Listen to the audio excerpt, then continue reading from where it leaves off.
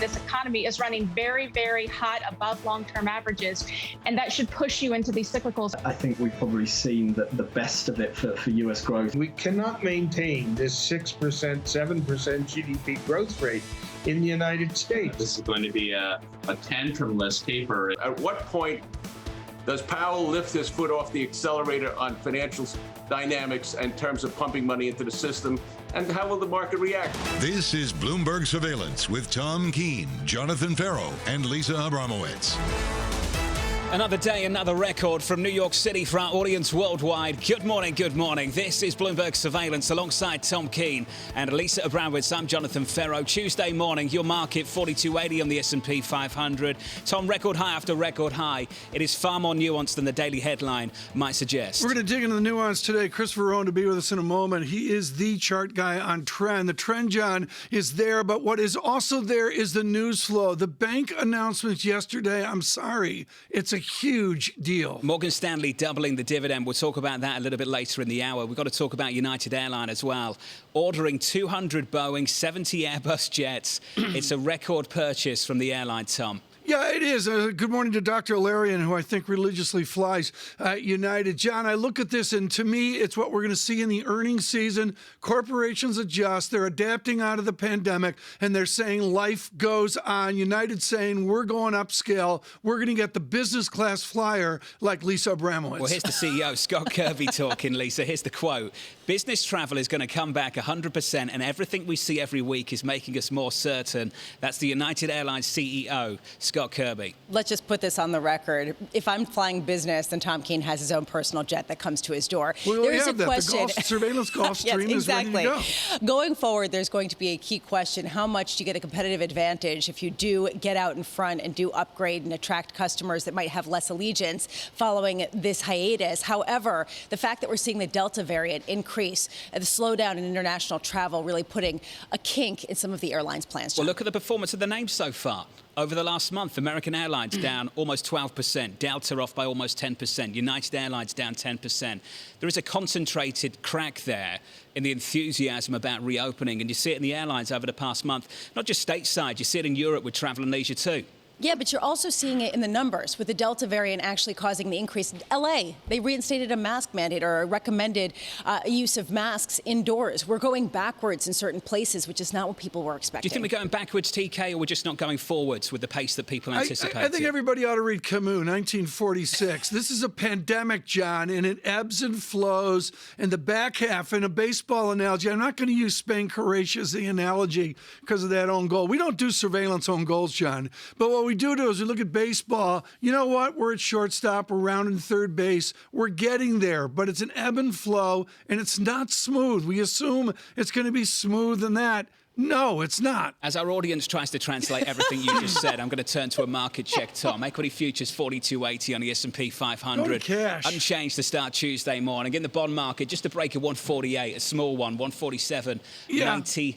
TK, you want to weigh in on the bond market? I want to show three indices that we never talk about. We show the Dow, we show the SPX, we show NASDAQ 100 or comp. Bring it up, folks. 12 months trailing, John. And I'm sorry, these are excesses that so many people have missed. The idea of what we've seen with the Philadelphia Oil Index, the Russell 2000, and the rest of them, the KBW Bank Index up 72%, 12 months trailing. John, I think it's a bull market. Patience, TK. We're going to do all that a little bit later. You can't squeeze it all in. Outside of that, you mentioned energy, oil, crude, 72, 73 on WTI. The FX market, euro slightly negative, Lisa, euro dollar 119.13. You think I'm going to let that go? Tom is saying some people might have missed out if they were in triple leveraged cash. Yeah, some people, theoretically, might have not gotten these massive rallies. Today, perhaps you can get an entry point in the housing market. We're going to be getting the U.S. April FHFA house price index as well as the S&P CoreLogic index data. The expectation is new record highs on house prices. The question is the deceleration in the pace of purchases as a result. We're not going to get that. But getting a sense of just how much momentum is behind these price increases will be interesting to see. 10 a.m., we get the U.S. June consumer confidence reading. Really, the more interesting aspect here is digging under the headline, taking a look at some of the confidence in being able to get a job, confidence that you're going to see your wages increase, confidence around the margin in a labor market that so far has been going strong, but is as of yet unproven. And at 2 p.m., President Biden, will be in Wisconsin. He'll be talking about infrastructure. It'll be interesting to see whether he parses out this concept of a reconciliation act and how this plans to develop in tandem with the bipartisan bill. A lot of pushback, a lot of confusion. John, hard to know how to trade on it. Certainly markets have largely shrugged it off. We'll catch up with Anne-Marie this hour in about 10 minutes down in Washington, D.C. We'll catch up with our Washington correspondent. Let's bring in Chris Verone, strategist partner and head of technical macro strategy. Chris Verone, great to have you with us, sir.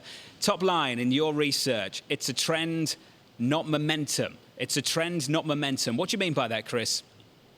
Well, I mean, the trend of the market is clearly up here, whether you look at S&P or NASDAQ 100. But what I want to focus on is, as we start to approach one of the weaker seasonal stretches of the year, let's call it from mid-July, maybe through mid-October, when you look under the surface of the market, there's just fewer stocks that are involved here. I mean, that's not an opinion, that's a fact. We start this morning with only about, I think, 45% of the S&P above the 50-day moving average. Now, that stuff isn't fatal.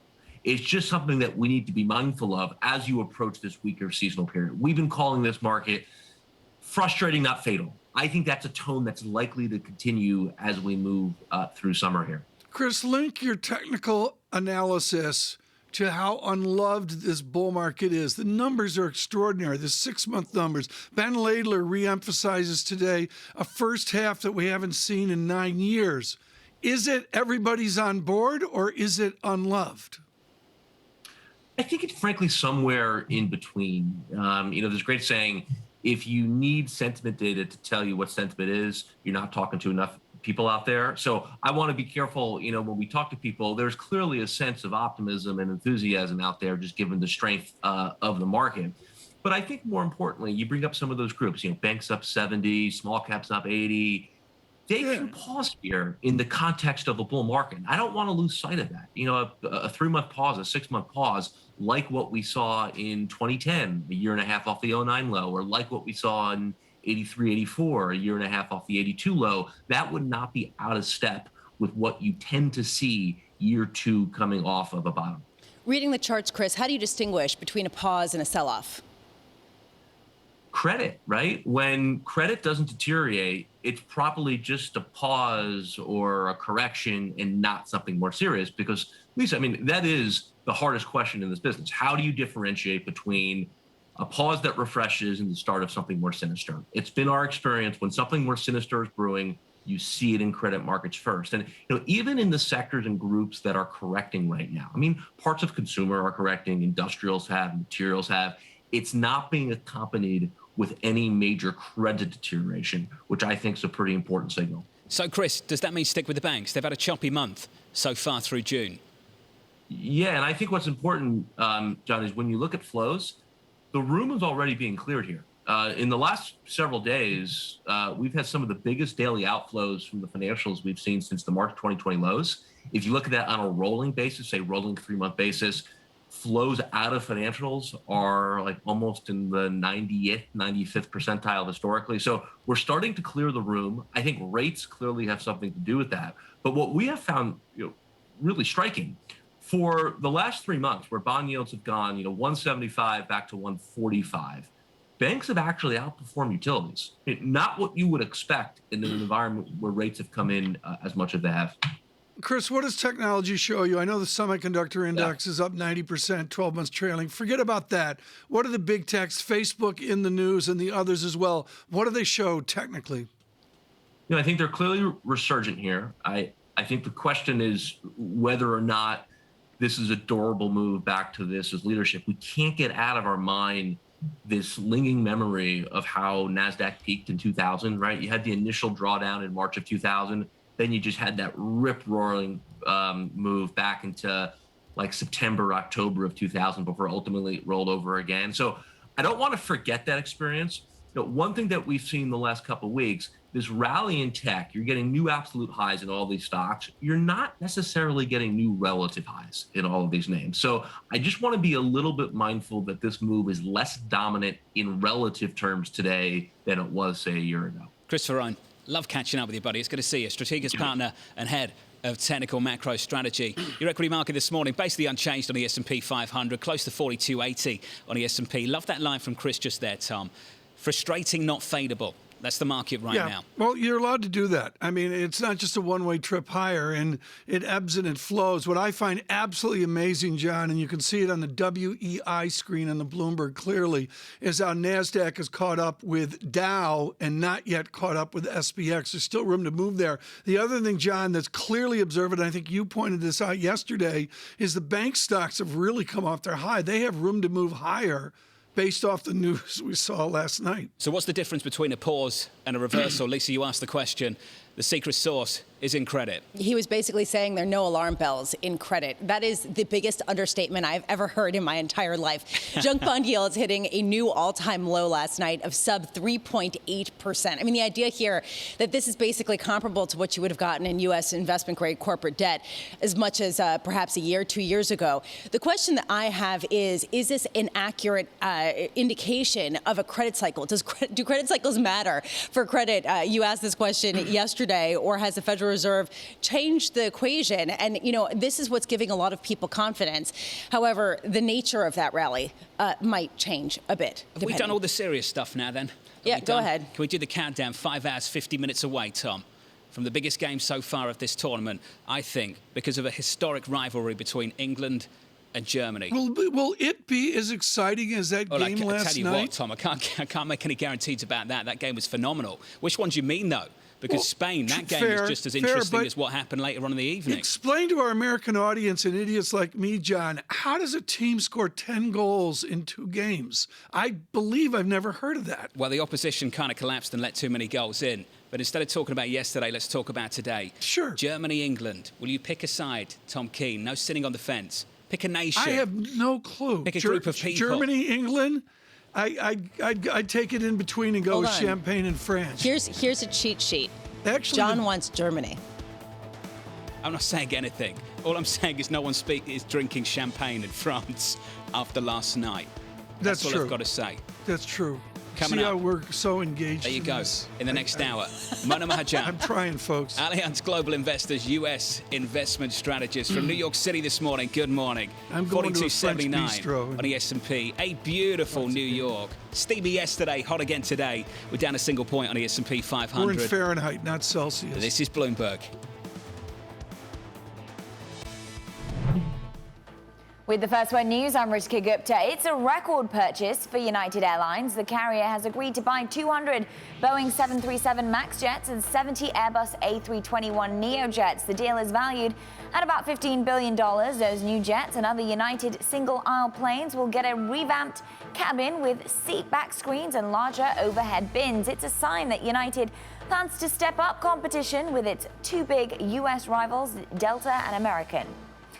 It's a milestone for Facebook. Shares of the social network rose after an antitrust victory helped push its market value above $1 trillion. Facebook is now the fastest company to reach that level. A judge granted its request to dismiss 2 complaints filed last year by the Federal Trade Commission and state attorneys general.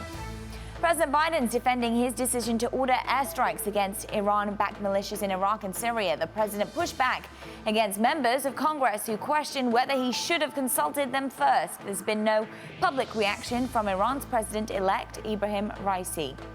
House Speaker Nancy Pelosi has moved to create a select committee to investigate the attack on the Capitol. The panel would have subpoena power and no deadline. Senate Republicans blocked creation of an independent commission. Legislation creating the committee would give Republicans 5 of the 13 seats. And JP Morgan reportedly is boosting pay for junior bankers. According to the UK's Financial News, the bank is now offering first-year analysts starting salaries of $100,000. Younger bankers on Wall Street have complained of longer hours due to the boom in mergers and acquisitions. Global news 24 hours a day on air and on Bloomberg Quick Take, powered by more than 2,700 journalists and analysts in more than 120 countries. I'm Ritika Gupta. This is Bloomberg.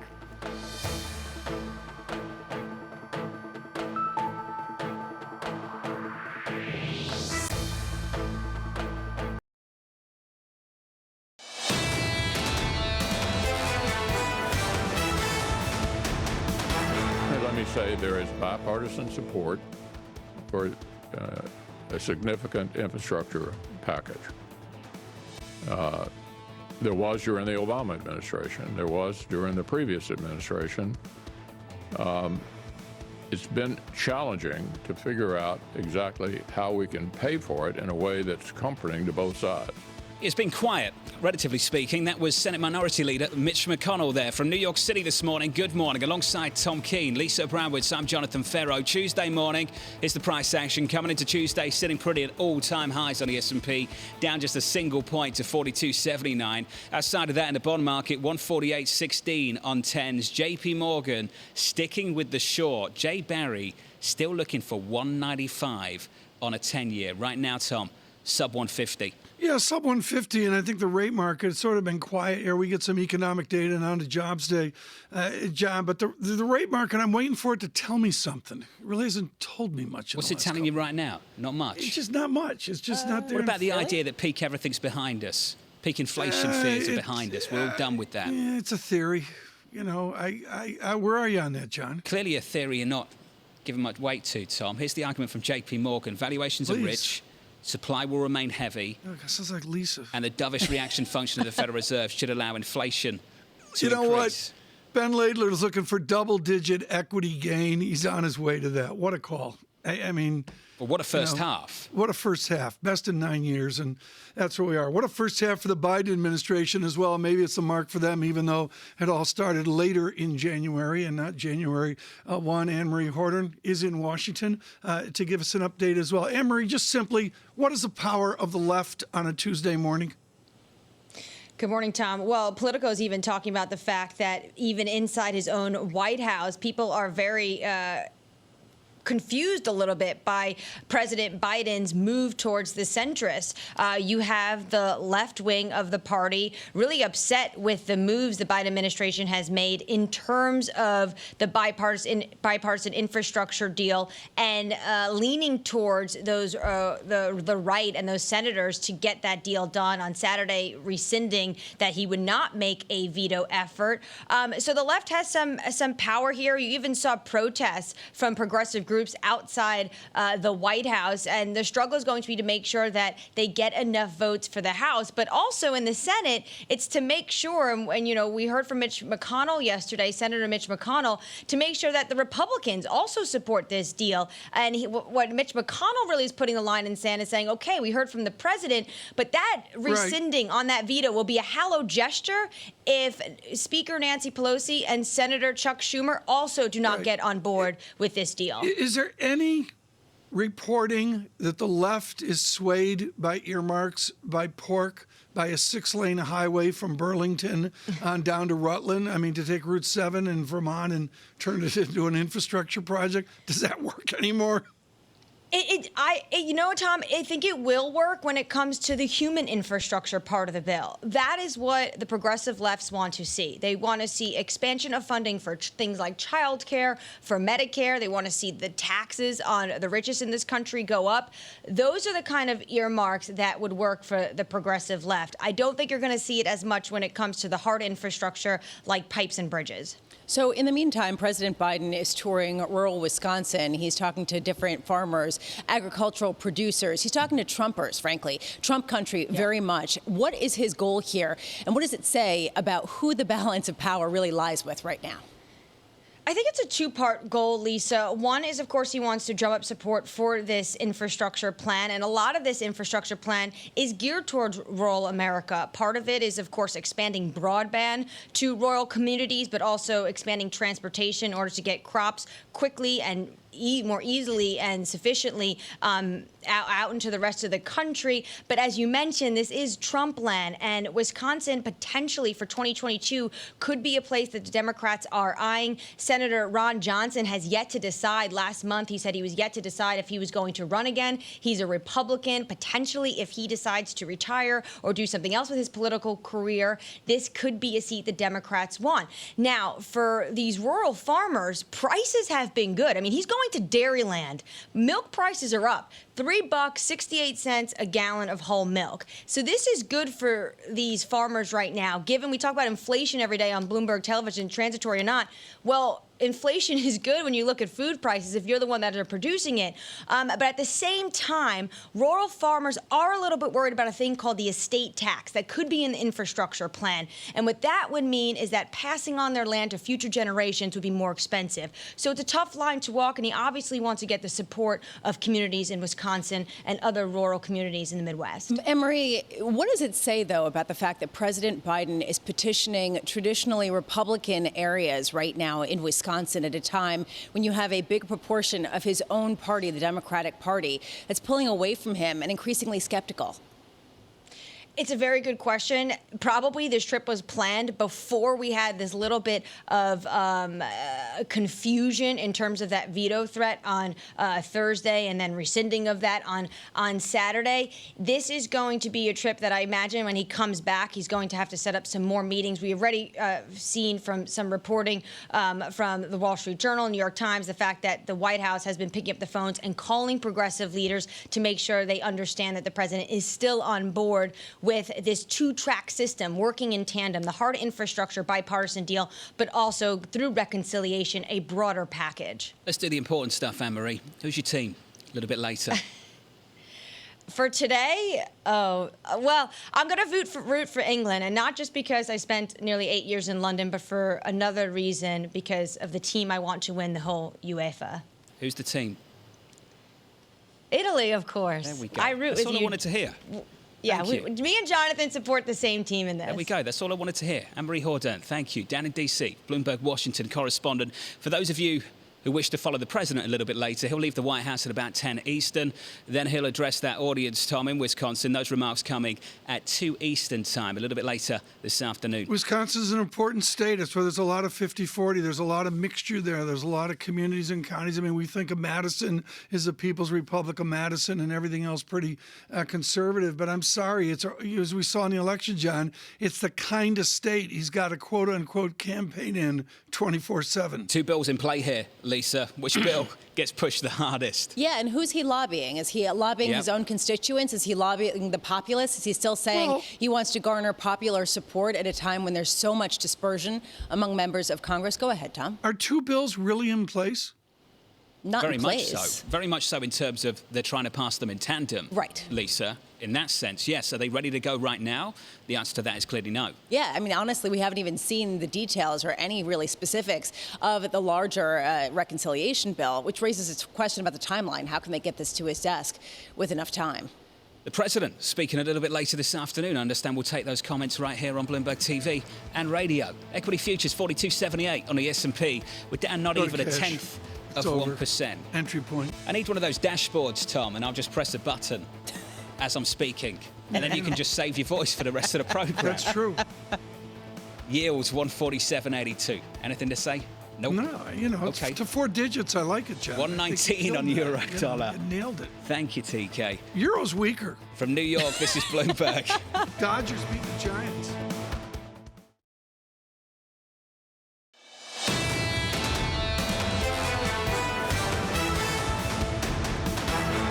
From New York City, Tuesday morning. Good morning. Here's the price action this Tuesday. 42.79 on the S&P, basically unchanged after climbing to a fresh record high in yesterday's session. Year to date so far, up a little more than 14%. The best first half since how long, Tom? 9 years. 9 years. 9 years. Unreal. Nasdaq futures right now 14,497. We're negative about a tenth of 1%. A nice boost off the back of Facebook news yesterday. We'll talk more on that later in the hour. That's the story for the equity market. Let's talk about a sector, the financials. The equity market up 14% year to date. The banks up 28% year to date on the S&P 500. And we got that avalanche of news from each and every individual bank on Wall Street that passed those stress tests last week. And this is the news. Goldman Sachs boosted their quarterly payout by 60%. JP Morgan go to $1 from 90 cents. And then Morgan Stanley double the dividend. That stock is up by about 2.91% in the pre-market so far. So that's the bank story in the pre-market. Once again, more on that through the next couple of hours on TV and radio right here on Bloomberg. Here's the bond market. You need the bond market to come with that bank's call. How many times have people come on this program and said that? Well, here are 10s right now. 147.99. Tom Keene how the bank bulls would like the JP Morgan version of the world to develop to materialize. Yeah. Jay Berry at JP Morgan still looking for 195 on 10s. Right now, sub 150. Yeah, they want a 165 soonest and even breaking out to 170. I think it's a really rich story, John. I mean, it's going to keep giving all through July. The bank stock story, the flows of money, the way they adapt their business, giving return to shareholders. We couldn't get to 195, even with all the news that you'd expect to take yields to 195 in the first quarter. We topped out where? Just south of 180. What's going to get us there? They talked about the valuations. They've talked about the supply. They talked about the reaction function over at the Fed. That was true at the start of the year. Yeah, I like the word hopium here. I think of Steve Major calling on a 1% 10-year yield. I mean, there's a whole group, John, going the other way. Bookmarked, 195 at a one end. JP Morgan, to your point, Tom, HSBC down at 1% right now, somewhere in between. Mm-hmm. Interesting, a really rich market, folks. And, of course, all of this colliding with the data today. Housing data today, I looked very carefully at the housing data. And, well, you know, it's not 2006, but we're getting there rather quickly. And then on to Jobs Day on Friday. Right now, this is really a joy. We don't do enough on the softs. We talked to Dennis Gartman about red wheat, but we really just don't do enough on the softs. She is expert on the soft commodities. Kona Hake is ED&F man, head of research with just a distinguished career in these trends. I want you to discuss, Kona, first, the linkage of your world to Brazil. Why is Brazil so important in getting on board a soft commodity trend? Yeah, it's super important. Brazil is the biggest exporter for coffee, for sugar. It's a huge exporter of cotton. You name it, it's massive. So everything that goes on in Brazil, whether it's the currency or whether it's the weather, will have a direct impact on sugar, coffee, and cotton. Yeah, and corn and soybeans. These are massive, massive. My take on your world is you got to get on a trend and stay on the trend as well. What's the most identifiable trend right now in soft commodities that gives comfort to be either long or short? It's very similar to what we're seeing in the general commodity space. So obviously, the reflation trade, the fact that we've had a post-commodity rise in inflationary expectations has led to a boom in commodities. Now, whether we're in a super cycle or not, that's still debatable. But for sure, we are seeing money flowing into commodities. And the soft commodity sector has definitely been a beneficiary to that. So we have seen speculative and investor buying across coffee, sugar, and it helps that the forward curves are in backwardation. So, you know, that's basically suggesting that the markets are slightly tight. And that's helped by the fact that Brazil has been very dry in the first half of the year. And that's really caused some concerns for yields, which just fuels concern. Well, there's a question about the elasticity of some of these soft commodities, a question of how quickly you can plant, how quickly you can compensate for the increase in demand or the reduction in supply based on the droughts that we're seeing, not only in Brazil, but also across the United States. What asset classes, what commodities have the least elasticity, are the least capable of being produced quickly to meet the demand? So I suppose for things like soybean and corn, at least you have other countries like the USA and Argentina that can compensate. So if Brazil has a disaster crop, you can look to the USA. But right now we have seen some issues. You know, it's very dry in parts of the US. The weather is turning a little bit better. So corn and soybeans, the rally in those commodities have come off a little bit. So we wait to see. The nice thing about the way these commodities work is that just when Brazil is exporting, that's when and then when they finish their export season, that's when the US starts exporting. So you have a nice little supply chain across the calendar year. When it comes to coffee and sugar, you're looking at more sort of the middle of the year when you start seeing harvest. So then, and there really isn't a lot of substitute areas to provide that kind of huge replacement. So we are more concentrated in the softs as such. But I mean, if I wanted to talk about the demand side elasticity, I mean, we're talking different things now. So for coffee, for example, the pandemic meant that lockdown cafes were closed across the world, if you like, and people had to drink coffee at home. And now there's a real hope that as lockdowns are lifted, people can go back to outdoor coffee consumption. That should provide a nice little boost there. All right, well, maybe some people drink more coffee when they go out. Other people, like myself, drink plenty when I'm at home as well. There is a question just more broadly in the entire commodities complex. We've been talking about peak reflation, whether we have reached peak everything and whether that's being reflected in some of the commodity prices easing off where they were earlier in the year. Do you see that consistently around the commodities that are most sensitive to global growth? So the agricultural side, I suppose, is less sensitive to economic growth per se. If anything, you'd say that emerging markets, more of the income is spent on staple food commodities. So it's more about the, as the countries move out of the COVID, their demand for basic raw materials is going to be very, very strong, and that is definitely happening. We are seeing food inflation, and if governments start taking wind of that and they start worrying about food rights, the likes we saw in 2008, they might want to start importing to start building strategic reserves to ensure that they don't have domestic food inflation. So I think, are we at the peak? I would say we're in the middle. I mean, certainly for some commodities, harvests are coming up. That should provide some supply pressure. Right. But generally speaking, I think because interest rates are still so low and the rate hikes by the Fed promised now are now still 2 years away, people need to put their money in, and I think commodities right now still feel like a good bet. Conan, to switch to oil, and of course you followed that at Macquarie for years. I don't want you to single point oil out to $100, but do you see an identifiable trend in Brent crude that launches out to 80 and then 85? I think the fact that oil has done so much better than even I thought, just a few months ago, suggests that the demand, we have really maybe underestimated the demand. So as more and more countries come out of lockdown, I think that demand can really spike higher. Maybe in the US, the demand growth from here is going to be slightly slower. We probably need aviation to take off for the next leg higher. Right. But at the same time, we do know that OPEC is now bringing supply on. That's the plan, and I think if they go overboard or if there's more risk of cheating, then I think you could start seeing a little bit of a slowdown in the oil price growth. Kona, John from Milan emails in and he says he's probably going to lose money on Germany, England today. What's your single best idea here for people that lose a pot this afternoon on that big soccer game? I mean, if you look the way France is out, Portugal's out, I mean, if that's the same trend, then maybe Germany's going to go. I don't know, but England has a good chance.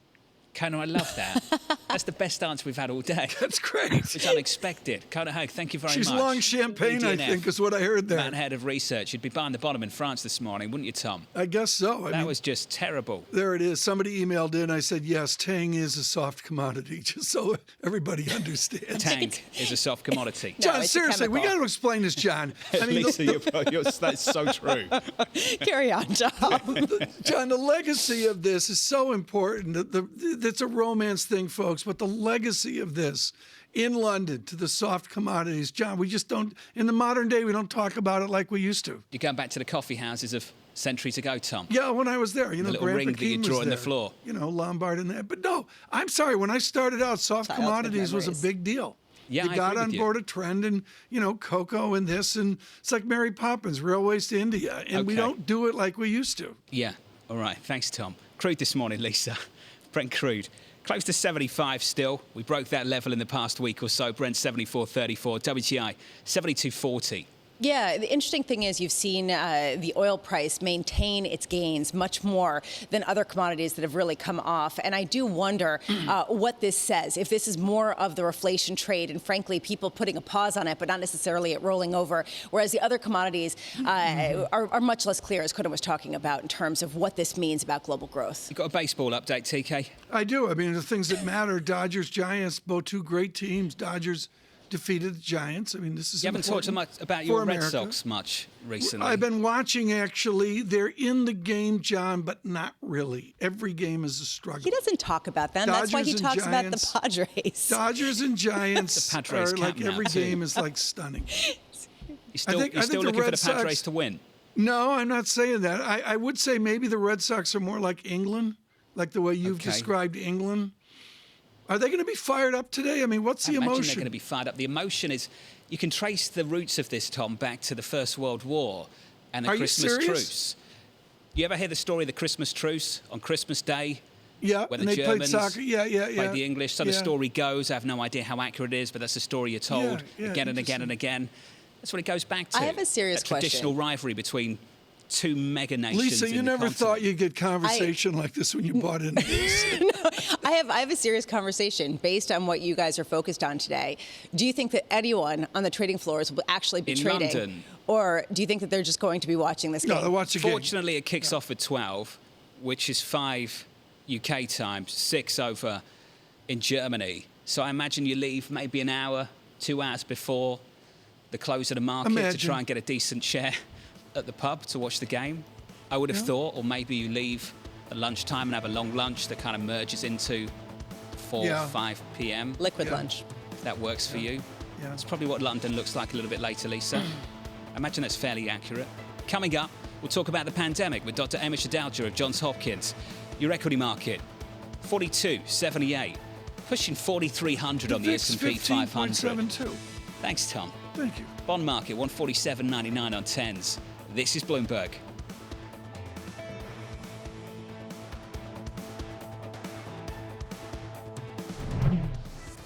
With the First Word News, I'm Rishka Gupta. On Capitol Hill, the House passed its own version of legislation aimed at boosting research and development in response to China. The Senate passed similar legislation, although its version includes incentives for semiconductor makers. The two chambers will have to negotiate those differences.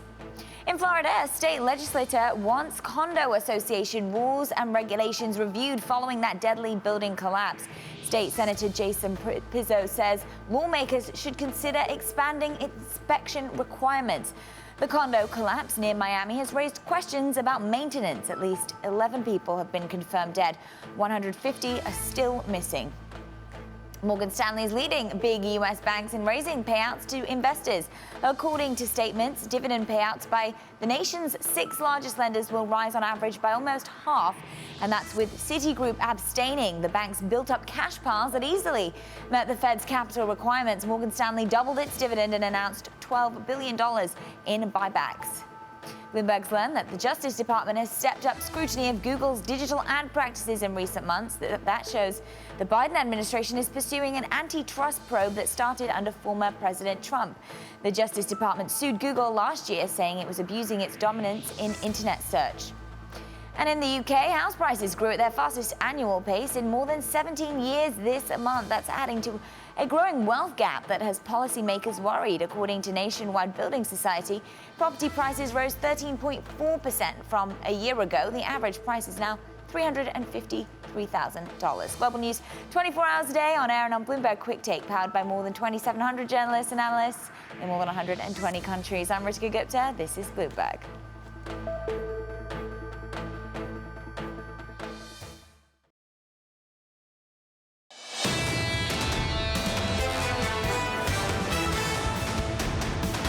Given how quickly it is spreading, it should be a concern because it can destabilize even countries that have done a pretty good job vaccinating.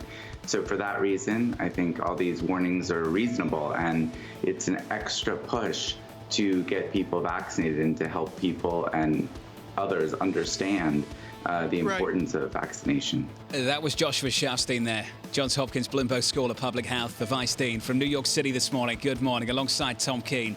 Lisa Abramowicz, I'm Jonathan Ferro. Tuesday morning, all-time highs at a close on Monday. Equity futures basically unchanged on the S&P. Let's call it 42.80. In the FX market, euro weaker, euro dollar holding on to 119. We're down 0.2%. That's a weaker euro, a stronger dollar there. And in the bond market, settling down, unchanged, south of 150. Tom, 147.82. Yeah, 147.82. Watch it very carefully. You got, again, the economic data here really critical. Today, housing, Case Shiller, we'll look at that, but a lot of important economic data coming up at the end of this second quarter of 2021. Right now, Amish Adalja joins us. He's with Johns Hopkins Center for Health Security. He's been wonderful. He doesn't read the papers. Dr. Adalja reads things like Lancet. They read adult medical journals that inform on where we are. I noticed in Lancet, Dr. Adalja, a wonderful 12-paragraph summary of Scotland and the Delta India variant that we have. I can't translate it like you can, but what I see is a stunning growth of worry about this variant. What are you reading about Delta variant in the professional journals? What we know for sure about the Delta variant is that it is the most contagious version of this virus that we've seen. It's more contagious than the original strain of the virus. It's more contagious than the Alpha variant, which had been the most contagious variant. So that means just by simple Darwinian laws, wherever the Delta variant is, it's going to infect and become the dominant strain. That's just a simple biological fact. And it's going to spread in those populations that don't have any protection, meaning people who are unvaccinated, people without natural immunity. That's where the main danger rises. And in places where there's a large proportion of unvaccinated individuals, you will see Delta being a disruptive force. The summary of Sheikh, McManaman, Taylor, and Robertson out of Scotland is the young and the affluent are more affected by the Delta virus. Is the variant, I should say. Is it more virulent? Is there a difference in illness strength, if you will, variant to variant? It's very hard to tease that all apart. There have been reports from the United Kingdom as well as from China that there may be some more virulence with the Delta variant. But if you remember, they said that also about the Alpha variant, which never really were borne out. So I don't know that we can say that for sure. I think this is something that's important to study. People have also said that there's a different spectrum of symptoms, that there's less loss of taste and smell with the Delta variant. But this is something I think is going to take some time. I think all we can say for sure, it's more contagious, and that's why it's important for unvaccinated populations to be vaccinated. Dr. Adalja, how big of a concern is this for those who are vaccinated? If you're fully vaccinated, there's not any evidence that the Delta variant that's going to be any problem for you. We've seen with the mRNA vaccines, especially the Pfizer and Moderna vaccines, that 2 doses is highly effective at preventing symptomatic disease. It is probably also the case with the Johnson & Johnson vaccine, especially when you're talking about what matters, serious disease, hospitalization, and death. A lot of the talk about the Delta variant, I think, comes back to what we're trying to do in this pandemic. It's not to get to COVID-0. It's not to prevent all mild illnesses. It's to prevent serious illness, hospitalization, and death. And our vaccines do that very well, even with troublesome variants like Delta or with the Beta variant. So that's the message. Get vaccinated. Dr. Adalja, that's the message from you. We hear different messages from different health professionals, and we see different messaging when it comes to Israel's policy or when it comes to Los Angeles saying everybody now needs to wear a mask, including those who are vaccinated. Not necessarily a mandate, but highly recommended. How much daylight is there between your view and health officials who are putting into place policies that perhaps are not recognizing that we have crossed that line into treating COVID like any other virus? There is definitely a disparity in what I'm saying and what other people are saying, because I think I'm someone that from the very beginning has thought of COVID-19 as an issue of trying to preserve hospital capacity, to trying to tame the virus, to make it unable to cause a public health emergency, not to drive it to zero, not to drive it to some elimination point, which I don't think is possible. So I think that what we're trying to do is make it like, as you said, another respiratory virus that we deal with year in and year out, that causes some hospitalizations, that causes some deaths, but is something that we're able to handle much better. And I think that's where we have to go, is moving away from that COVID-0 idea or focusing so much on cases, but really only looking at hospitalizations and deaths, because that's what we've tried to do from the beginning of this pandemic. But it's very hard for people to transition to that. And I think there are a lot of people who maybe implicitly have this COVID-0 idea, which is not something that's sustainable. Well, Dr. Adalja, I mean, Dr. Sharfstein and others would come on this program and they say it goes beyond just getting the incidences down to zero. It means preventing the long haulers, the people with symptoms of COVID for a very long time that are expensive for the healthcare system. It goes to this idea that you can open up the borders more freely with less risk earlier. What do you say to people who push back and present those arguments? I think those are all worthy goals. To get cases as low as possible is a worthy goal, but is that what should be tied to public health measures? That's where I have a difference, where I don't necessarily think that you need to be using government force when your hospital capacity is not going to be compromised. I think right now we have the vaccine widely available. We're trying to get more and more people vaccinated. But I think at the point where people are undermining the vaccine, saying you have to wear a mask if you're fully vaccinated, that also doesn't make sense to me. And I think that there's a lot of differences in the way people perceive this risk. And to me, the systemic risk of COVID-19 had always been collapsing the healthcare system in terms of ICU capacity, personal protective equipment. Everything else is much more manageable to do, especially with a tool like the vaccine. So I think that we really just have to think about what this means globally for respiratory viruses. How do you get them to a manageable level. And I think that the mysteries of long COVID are something that's going to be unlocked. And I think those are important research questions to answer. But I don't necessarily think that that's what should guide every public health decision-making process, that's the same, that's at the same level as a hospital in crisis, or not having enough masks, or not having enough ventilators. I think that's what we've been trying to do from the very beginning. And I think people forgot that's what flattening the curve was about. There was a big black line, which was hospital capacity. That was the goal that was articulated. And then the goalpost got moved pretty quickly by a few people. Doctor, it's good to catch up. Dr. Amish Adalja, Johns Hopkins Center for Health Security senior scholar. And Lisa, the proposition for individuals has changed markedly over the last 12 months because of the vaccine. 12 months ago, it was about protecting you and protecting others. Do you really want to protect others if they've chosen not to protect themselves? The one caveat there is that there are certain children who are below the age where they can get vaccinated at this point, right? So there is that caveat. There also is the caveat that in other nations, they don't have that luxury. So how much, especially if there's traveling, how much could those people be put at risk? That said, I hear your point completely. This idea, it's a personal decision. And if people are not going to get vaccinated, well, at some point, you got to make that call. I mentioned travel a couple of times there in that segment. Just makes the line from Scott Kirby, the CEO of United Airlines, all the more interesting, Tom. Business travel is going to come back at 100%, and everything we see every week is making us more certain. Yeah, it's a complete opposite of what you heard from a lot of other people. It's going to be interesting to see what the bets are. I'm watching American most. I mean, I think they seem to be struggling the most, John. And that stock struggled over the past month. Coming up on this program, Mona Mahajan, Allianz Global Investors U.S. investment strategist, S&P 500 futures unchanged at 42.80 from New York City this morning. Good morning. Tom Keene, Lisa Abramowicz, Jonathan Ferro. This is Bloomberg.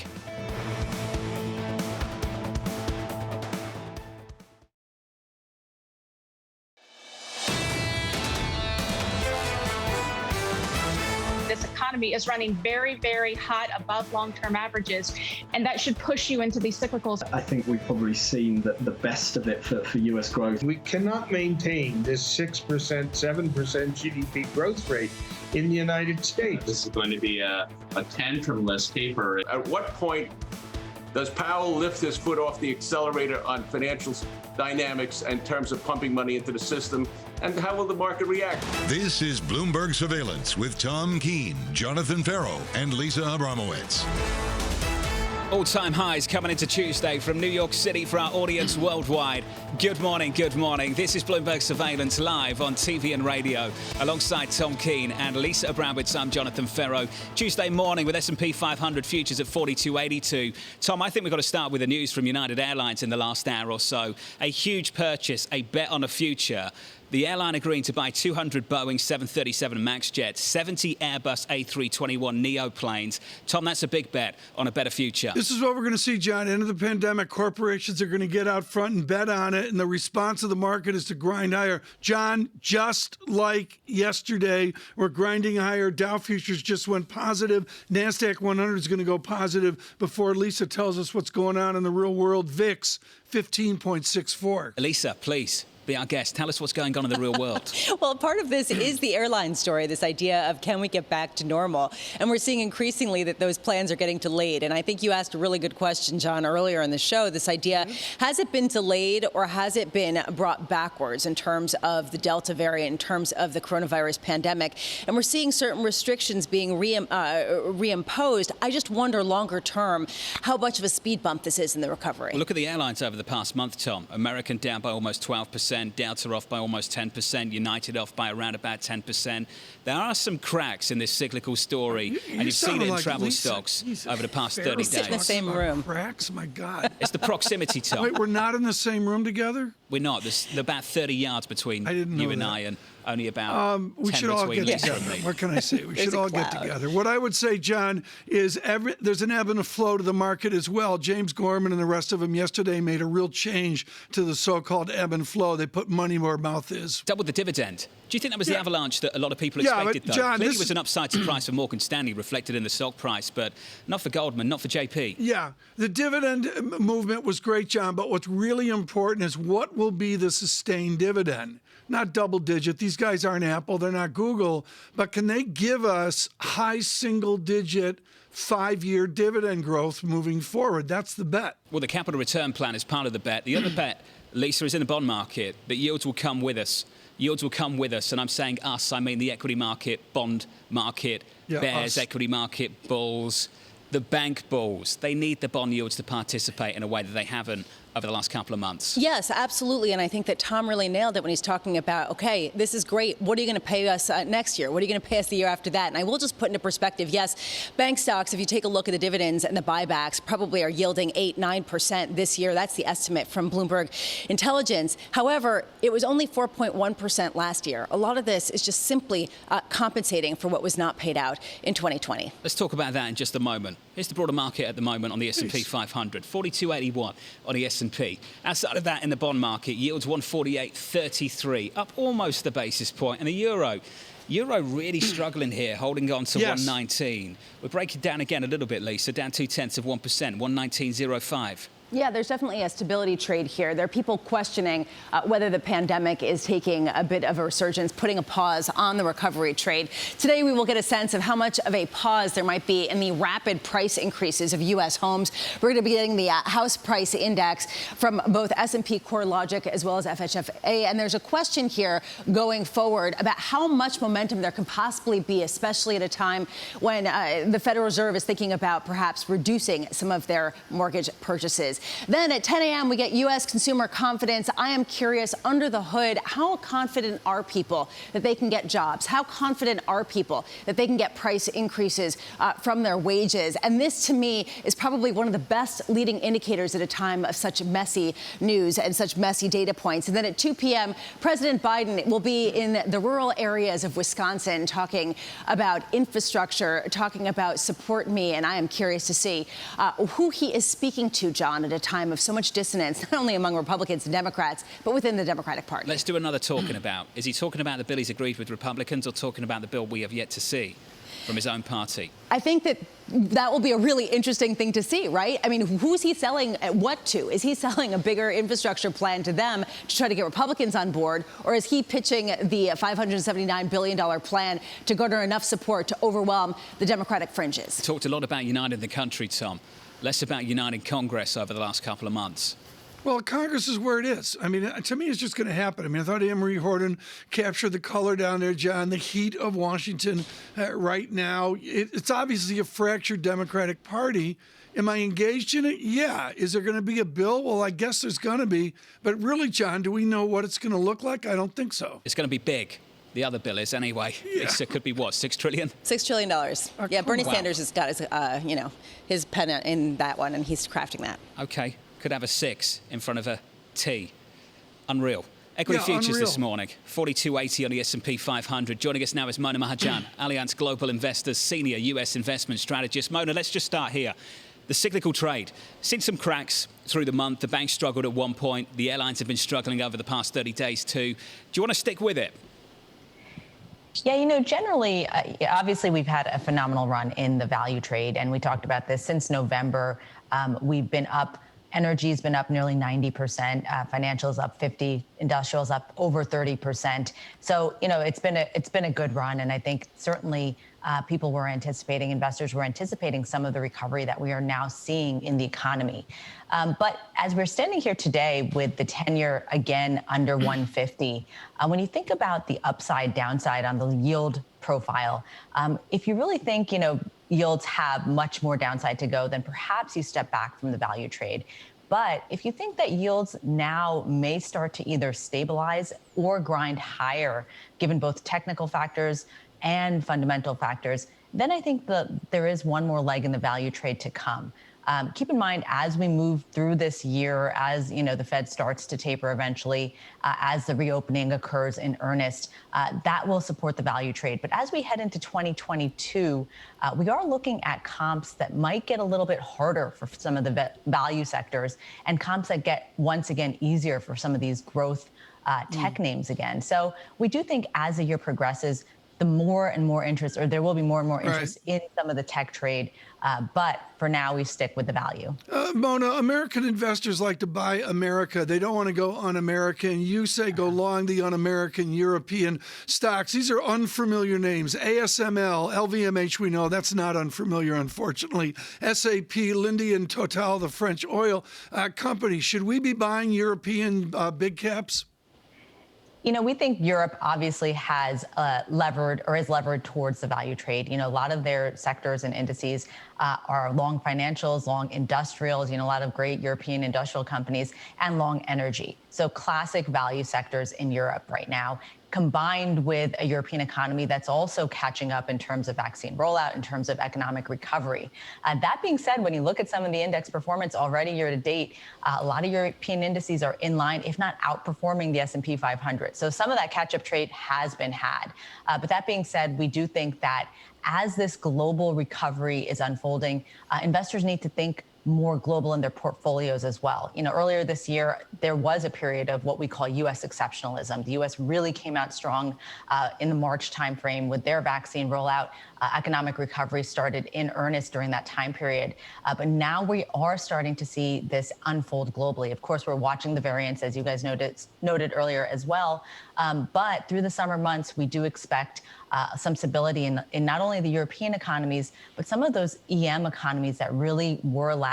Think areas like India, like Brazil, that are now starting to show signs of stability. Their markets are playing catch up as well. And if we resume a softening dollar trend, we do think that over time that supports some of the real laggards beyond just Europe, but parts of those EM as well. Mona, there was a lot in there. Let's unpack one point. You said that you are watching the Delta variant and how that is spreading. How does that play into your thesis? How much and how closely are you watching that to determine when you perhaps should shift gears? Yeah, it does really seem to be a race between vaccines and variants. And I think here in the U.S., we've done a really good job. I mean, the vaccine rollout perhaps won't hit the 70% target by July 4th that President Biden had outlined, but we're getting pretty close. And so in many states, we are now at 70% or higher. We think that's a pretty good situation to be in to fight or offset some of the growth in the variants. Aside from the variants, the other thing that we're watching closely is the seasonality of this, this COVID, I guess, the COVID itself. And so, when you think about it, as the September, October months roll around, that really could be when we see a surge in cases once more. And so we are, looking at the summer months in line with last year's summer months where we're seeing a plateau in cases. But keep in mind, seasonality is a big factor here, as are the variants. These are tail risks in our view, not really a base case scenario. Mona, always good to see you. Thank you. Mona thank you. Allianz Global Investor, Senior U.S. Investment Strategist. Lisa, let's explore that a little bit further. Do you look for the data, the continued decoupling between cases, hospitalizations, and ultimately death? Do you look to other things like policy, changes in policy, just small recalibration of the effort there that might choke off growth or at least slow down the reopening process? Or do you wait for everyone else in the market to see what they think? Do you wait for price to start to adjust before this narrative really starts to change? There is an economic effect when you do have restricted policy on the heels of more cases. So that does have a direct economic effect. And you're seeing that, as you mentioned, in the airline stocks. People saying perhaps it's a chance to buy them. I don't know. I mean, honestly, the bond market's not sending that message. Biggest myth of the year so far? That Europe lagged. Stoxx 50, Euro Stoxx 50 is up by almost 16%, Tom. Almost up 16% year to date so far. Already outperforming the S&P 500. I'm glad you bring that up, John. I think it's really time to look back and say, what did we get wrong all in all? And to me, the answer is bond stasis. We thought we'd get movement in yield. Yeah, we got some movement, but a 140 is still a really low yield as well. It's going to be really interesting to recalibrate here in one day. The sell-off stalled at the end of the first quarter in the bond market. What does the second half bring? Another couple of days to go. In cash. 42.79 on the S&P. You feel comfortable in cash still? I'm comfortable. Okay. I'm looking for an entry. 148.33 on a 10-year this morning. Good morning on TV and radio. This is Bloomberg.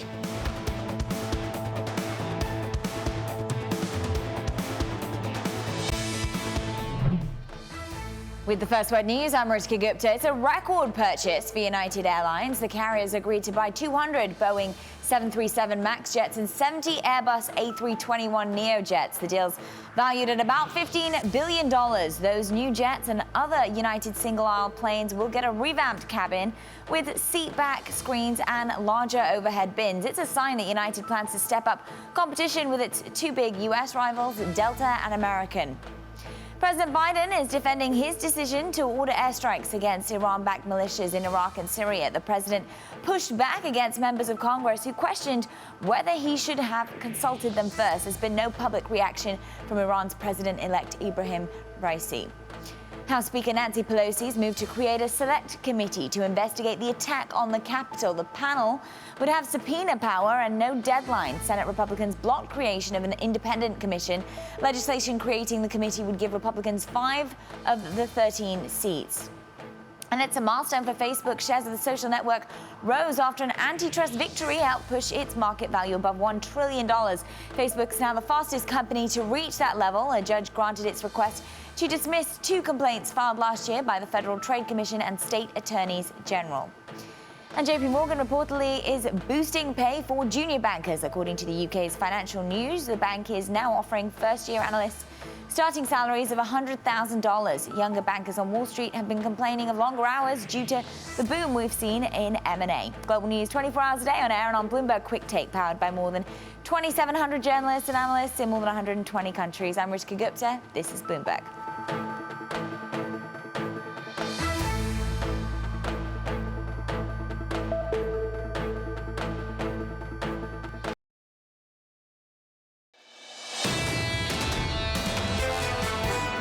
Inflation just at the moment, or in other words, transitory, or will it be enduring? And I at least think there's a material risk could be enduring, and I think that policymakers should act accordingly. On the other hand, there's also a material possibility, as so many will argue, that it's transitory, in which case we'd be okay. As an investor and as a policymaker, I would have a cautious bias. That was Robert Rubin there, the former US Treasury Secretary, speaking at the Aspen Ideas Festival from New York City this morning. Good morning. Tom Keene, Lisa Abramowicz, Jonathan Ferro. And Tom, I have to say, Mr. Rubin sounded a little bit like Mohammed Al-Arian, more balanced view of what's going to come down the road. That was textbook Robert Rubin, and I don't mean the controversy of his tenure at Treasury, John. I mean the language that he reinvented at Goldman Sachs. He was a guy who changed how we spoke on Wall Street. He said there, on the other hand, okay, we know that from economics, the word I associate with him is likelihood. He's the one that took the probabilistic tendencies of trading and said the likelihood of this will be this and that and the other thing. There's a Rubin on the likelihood of likelihood. John, that's the likelihood right now of what this market's going to do. 2 perspectives I think are important here, Tom. The perspective of the investor and the perspective of the policymaker. It's not the same.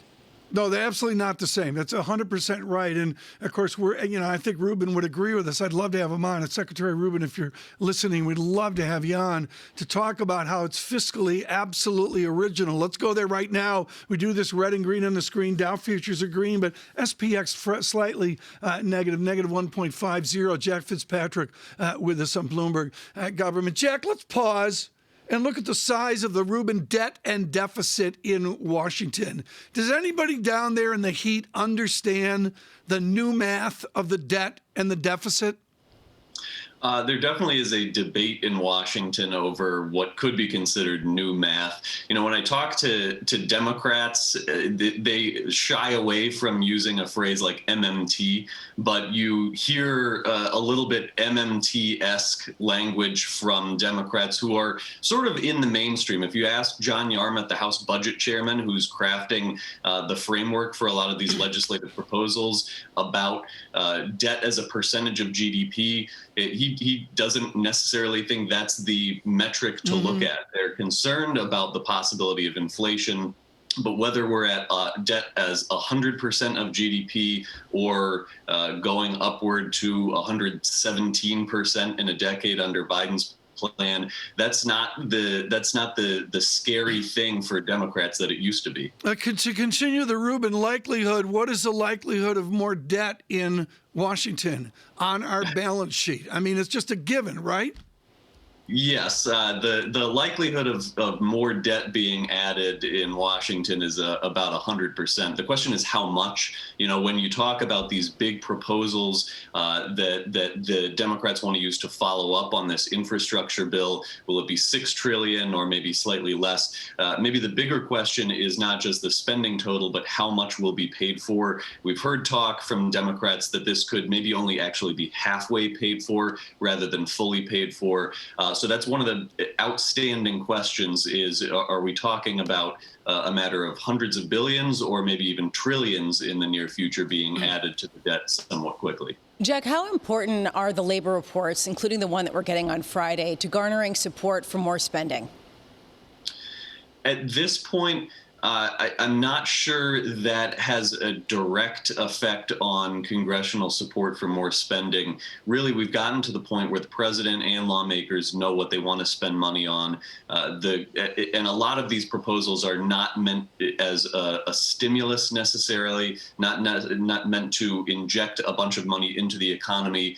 Ideally, the president wants to offset the cost, but it's a bit more of a focus on redistribution, on addressing policy areas that they haven't addressed on climate change, on taxes. But it's not necessarily, oh, if there's a negative job report, we really need to act to spend more. It's more a matter of addressing policies that Democrats haven't had a chance to address in a long time. Jack, this is important, especially at a time when central bankers around the world say that the fiscal impulse still has work to do to help the recovery gain the speed that it needs to gain in order to get us out of here. How many politicians on Wall Street are talking about that? Or is that basically off the table? This is just really ultimately, at this point, about your ethos, about the role of government going forward. That is sort of one of the ideas underpinning the Democratic approach and the Biden administration approach. Looking back to the recovery in 2009 or so, Democrats have talked a ton about how there wasn't enough of a fiscal push. They reined things in too early. There's a huge reluctance to try to rein things in further. They're very reluctant to go to some sort of super committee, budget control thing where they would reduce spending in the long run significantly. But again, at this point, they got their major stimulus early in the Biden administration with the 1.9 trillion stimulus. That is sort of an issue that underpins these talks, but it's not the main focus of these talks. It's more the policy issues. Jack, never say never, but we had one House yesterday talk about 24 months of 6% real GDP growth. Why are we talking stimulus given a truly boom and extended boom economy? Well, that's what I'm getting at is I don't think we really are talking stimulus. The issue with all the spending and the fact that it may not be fully paid for, may only be halfway paid for, is less a matter of lawmakers focusing on stimulus and more just the difficulty of agreeing to pay fors. They may cut some corners and spend what they want to spend and then only halfway pay for it, not because they're here talking about the need to inject a lot of money into the economy, but because they have a lot of priorities they want to address, and it's very politically difficult to agree to raise taxes.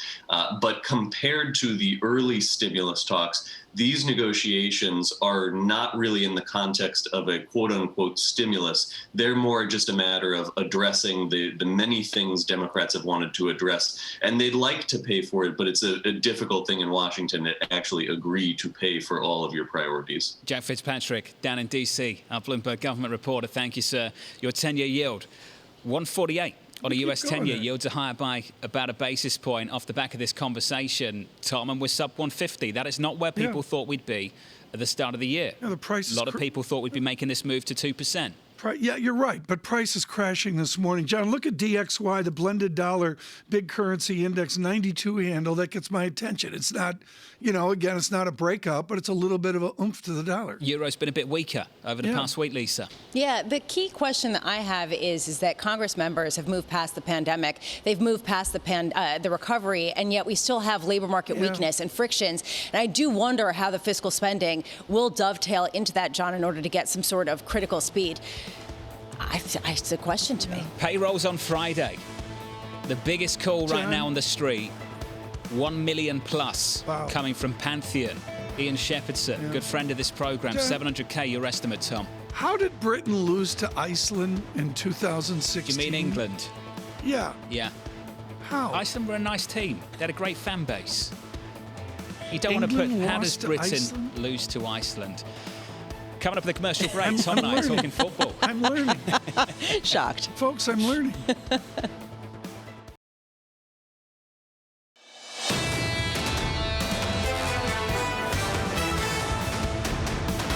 Live from New York City for our audience worldwide on TV and radio this Tuesday morning. Good morning. Here's the price action. 42.78 on the S&P 500, down by 0.05%. The Nasdaq pulls back from all-time highs, negative just 17 points, a break of 15,000. Not there yet. 14.95. We're down by 0.1% on the Nasdaq 100. Coming into Tuesday, though, at a record on the S&P, at a record on the Nasdaq as well. Switch up the board about confidence in the future. That's what I want to talk about.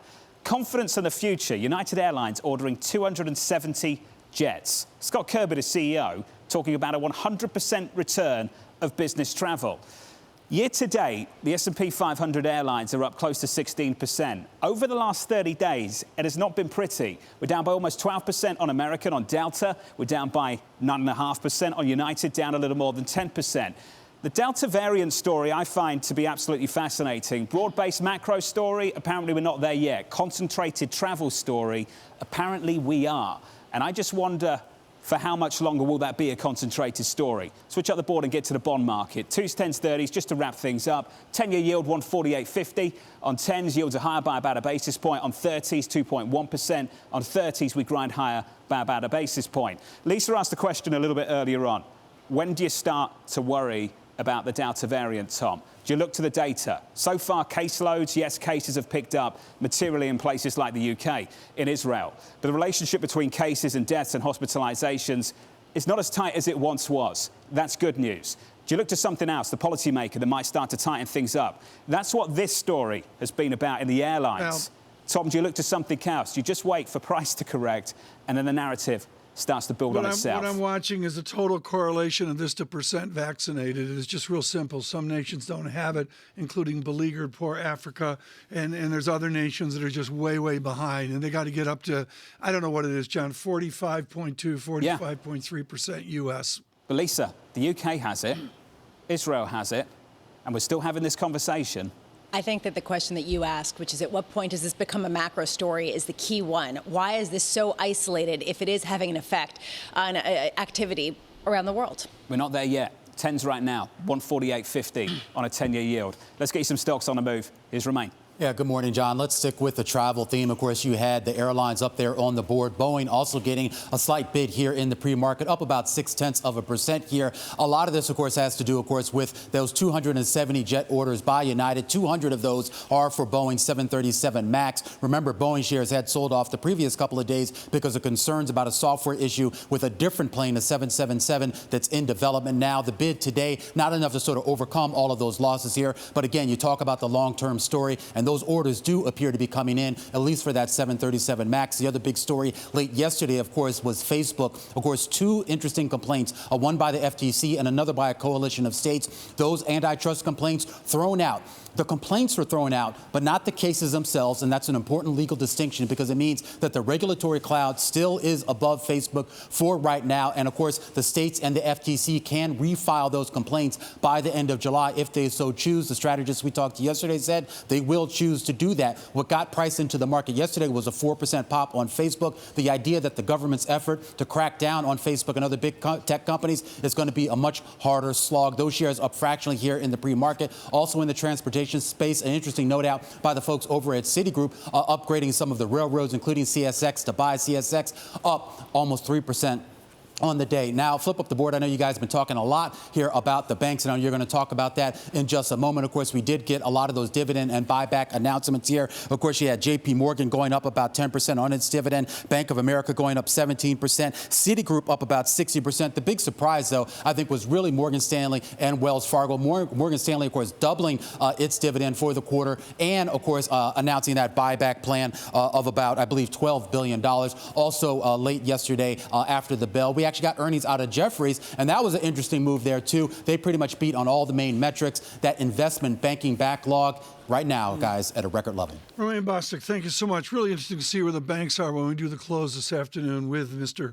Bostic as well. John Farrell, moments ago, Ira Jersey, who I love on overnight repos and all the fancy short term, just took his mid-course correction 2022 out to 2.32%. It's a different banking industry if we get a Jersey yield in 2022. Quite clearly, if we get a steeper curve and a higher 10-year yield, the bank bulls get what they want to see. We haven't seen that since the end of the first quarter. This is what surveillance is about. We talk to one analyst and go right to another analyst where we can link them together. Ira Jersey on yield, and now David George on the outcome for the equity market, and of course the banks, his expertise at Robert W. Baird. David George, if we get an Ira Jersey 10-year yield, 2.2%, 2.3%, what does that do to bank equities? If we get that, Tom, good morning. I think that it's fair to expect if you're going to pin me down to a number, 10 to 20% upside for bank stocks, if that's the outcome. That obviously, in addition to the rate environment itself, that obviously reflects a much stronger macro backdrop as well. So that undoubtedly would be positive. How do you calibrate the oomph of this one-off in share buyback and particularly dividend increase with a sustained dividend growth? What kind of model do you have for these big banks as they try to figure out the sustained dividend that they will give shareholders? Well, over time, we're of the view that most of the big banks, and I say this as a positive, are going to be very utility-like with respect to how they distribute capital. I would expect over the longer term, the 3, 5, 7-year time horizon, you're going to see close to 100% capital return to shareholders, both in the form of buyback and dividend. And obviously, the buyback discussion can be variable depending upon movements in the economy, stock price movements, et cetera. But I think that the punchline is that there's going to be very significant capital return out of the financial services industry over the next several years. David, Mike Mayo of Wells Fargo came on the program last week and said that right now, with all-in payouts, the yield on these financial stocks will probably equate to something like 8 or potentially even 9% for 2021. How much can people buy these shares for simply the payouts versus the dynamism from a steeper yield curve, from greater consumer lending activity, things that perhaps we're not really seeing as much?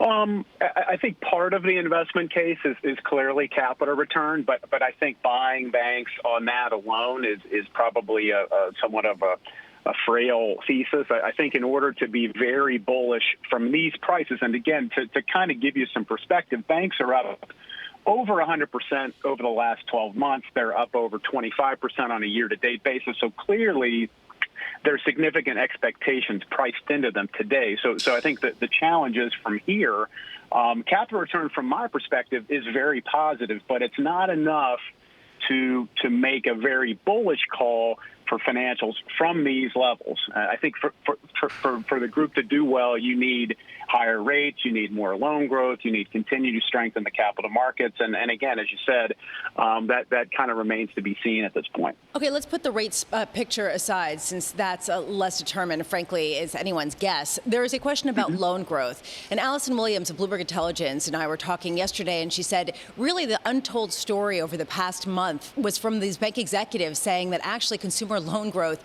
is sluggish, that JP Morgan, Citigroup is actually seeing disappointments in that area, particularly with respect to credit cards. How much have you noticed that? How concerning is that to you?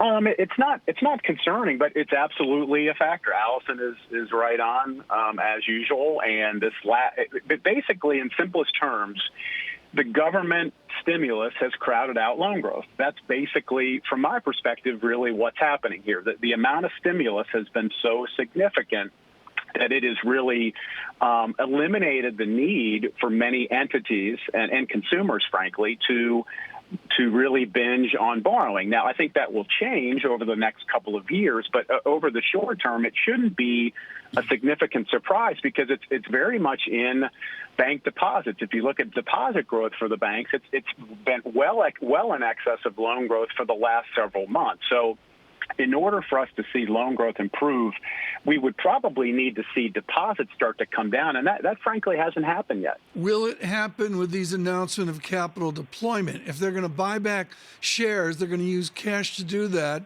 they by definition become smaller entities. You leverage out what they've got left there onto their balance sheet. And with that, do they preclude growth? Do they limit their growth? No, they don't.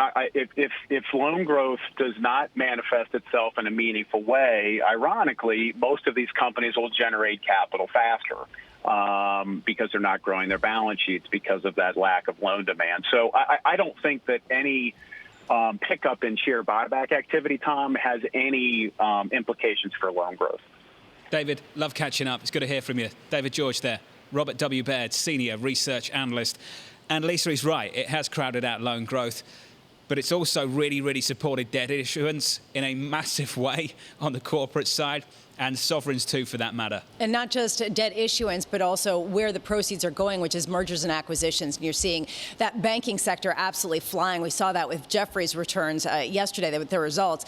Question is, how long can that last, right? I mean, how long can that sustain the bank earnings if there is not loan growth and if consumers have somehow, gotten more financial discipline for a longer term? It's going to take until the back end of this year, Tom, to really sort any of this out, to address any of this on both the bank side in terms of the loan growth and the fiscal effort crowding that out. Then on the labour market, that mismatch between supply, demand, again and again and again. I haven't seen a day, John, in ages where you sound so much like Lisa. I mean, you're like channeling Lisa today. Well, when we're talking about the labour market, I think you've just got to wait. You've got more than 9 million job openings in the United States of America at the moment. I'm not going to make the argument that it's unemployment insurance. Other people are. Republican governors have done that. We'll find out in September when it all expires and we get the go back to school effort too. I'm going to look at GDP growth, and I'm also going to look, John, at what the earnings season brings. And as you know, there's a heated debate over what earnings season will bring. Frankly, I'm enthused when I see something like the United announcement this morning. John, Tom keeps thinking I'm so gloomy. I'm not the one in triple leveraged all cash. Just saying. That is so true. Well, I'm just, saying. I'm planning. That is the perfect comeback. I rebalance every Friday. Do you? Into more cash. Into more cash. It's good to know. You get paid weekly. Yeah. Coming up, 8:30, Matt Lizzetti, Deutsche Bank chief US economist, 4278 on the S&P from New York City. Watch another on TV episode and radio. of Love Island. Have you seen that? Jake and Liberty. I think one. Jake and Liberty just, they're just killing it. You're following it more than I am. I am. This is Bloomberg. Germany or England or Jake and Liberty. You make the call.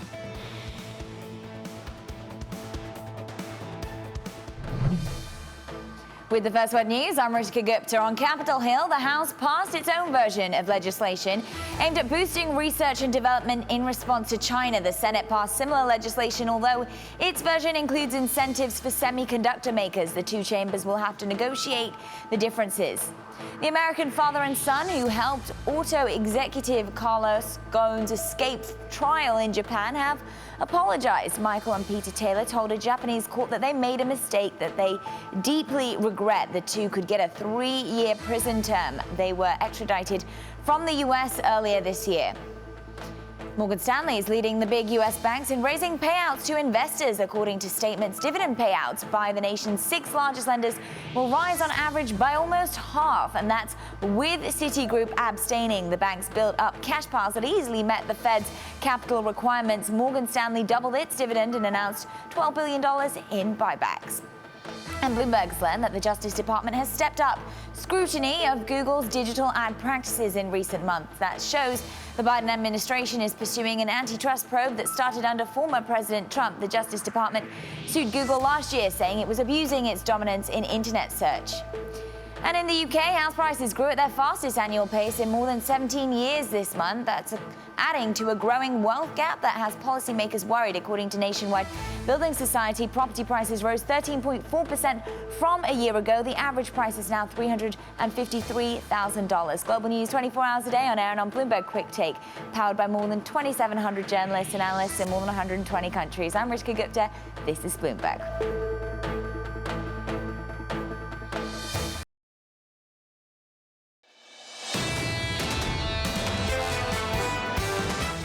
Feel that it's important to get the flywheel going. We're choosing to constrain capacity so that we can learn, because we have to learn. And our objective is to bring our ships back fairly quickly. I would expect the majority of our fleet to be back operating before the end of the year. He's optimistic. That was Richard Fain, Royal Caribbean Chairman and CEO from New York City this morning. Good morning. Alongside Tom Keene, Lisa Abramowicz, I'm Jonathan Ferro. The price action is Tuesday. Coming into Tuesday at all-time highs on the S&P. We pull back now by almost 0.1%, 42.76 on the S&P 500. 149 on 10s this morning. Yields are higher by about a basis point. The euro just holding on to 119. 119.00. Negative 0.2%. There you go, 118.99. There's your break, Tom. Yeah. 118.99 on euro dollar. It's really interesting to see, and we'll follow that today. Of course, economic data here coming up in 45 minutes or so, and then on to the jobs report on Friday. Now let's touch on equities quickly. David Wilson joins us on the broader S&P 1700. David? Yeah, absolutely, Tom. What we're talking about here is something called the S&P Completion Index. S&P has a really broad market gauge called the Total Market Index, so they take every stock out of that that's also in the S&P 500, and that's your completion index, roughly 3,400 shares in this gauge. And so what's happened is that we've really seen a resurgence in the completion index relative to the S&P 500 since mid-May. And in fact, on Thursday and Friday, we saw this index set records. What the chart tracks is the ratio between the index and the S&P 500, which has been moving up lately. So it's a sign that, you've had some broader strength, at a time when other indicators are pointing in a different direction. Specifically, you look at the S&P 500, the percentage of stocks above their 50-day moving average, and it's coming down, so that's caused some concern. This indicator tells a different story. David Wilson, thanks so much. Too short a visit this morning. We'll do much more here as we go strong into the end of the first half of 2021. Right now, and this is fun for me because it is an applied world, and certainly all of the Bloomberg world and so much of our good listeners and viewers in global Wall Street, it's applied.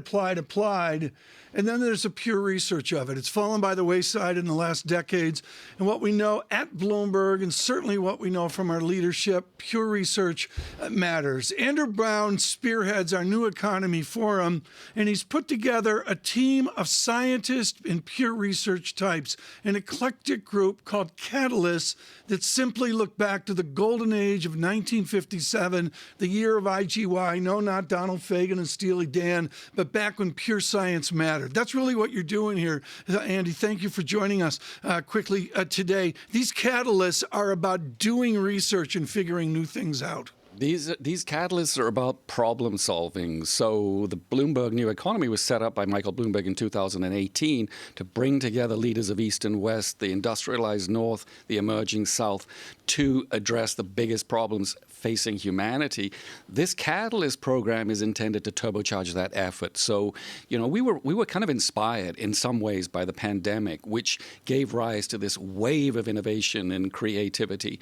And the problem solvers that we've got together include people like Noubar Afeyan, the founder of Moderna, but also small entrepreneurs, a lot of women in Africa, Middle East, Latin America, who have used the pandemic as a way to address some of these big problems, not just disease, but food security, access to finance, access to energy, and so on. We are in awe of Moderna and Pfizer and all these other people that created the miracle with mRNA and all that. And again, that goes back to pure research over to the more entrepreneurial people you have that are clearly applied right now. Do they have support of governments, or do these catalysts feel alone?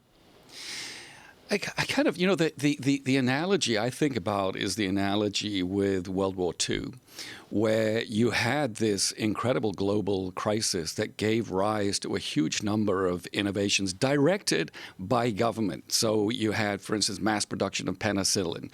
You had microwave communication. You had radar. You had, of course, the Manhattan Project and atomic, and the atomic bomb. But you also had, coming out of this pandemic, a host of innovations. Now, it's not a coincidence that you had a technology technology like messenger RNA, which had been sitting around basically languishing for decades, which suddenly, when the pandemic struck, found its application. And within a matter of weeks, you had a vaccine, which is helping to bring the pandemic to an end in the United States and large parts of Europe. Andy, you mentioned World War II. You mentioned the 1950s, which was definitely spurred by the Cold War between the U.S. and Russia. And today we have a new galvanizing feature, although perhaps not so great when it comes to collaboration. A question of the U.S. and China, the Western world versus China versus the East.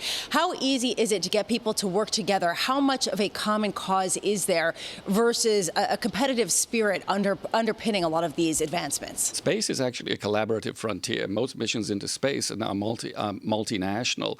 Again, it's not a coincidence that in this pandemic, even as the pandemic has been raging around the world, we've had no fewer than 3 missions to Mars. 2 landed rovers on Mars, 1 U.S., 1 Chinese, and another from the United Arab Emirates actually orbited the Red Planet.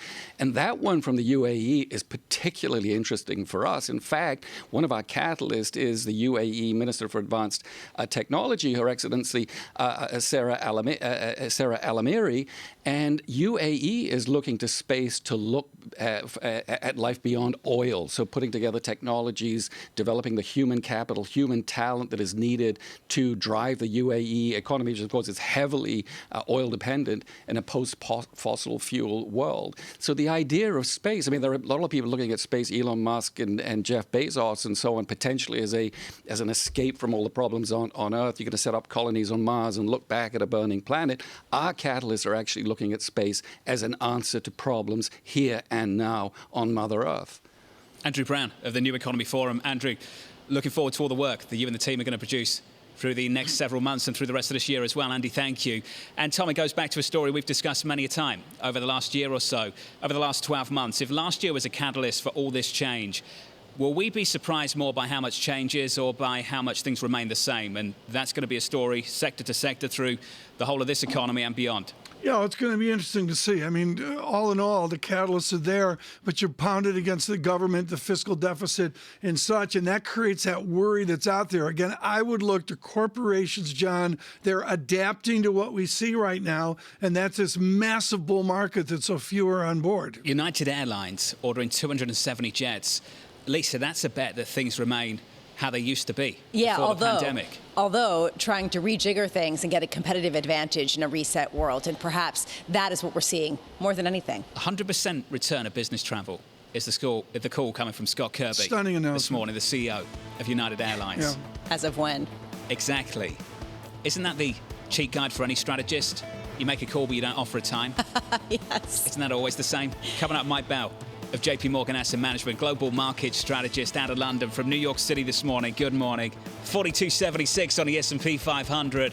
Heard on Bloomberg Radio, seen on Bloomberg TV from New York City. This is Bloomberg Surveillance.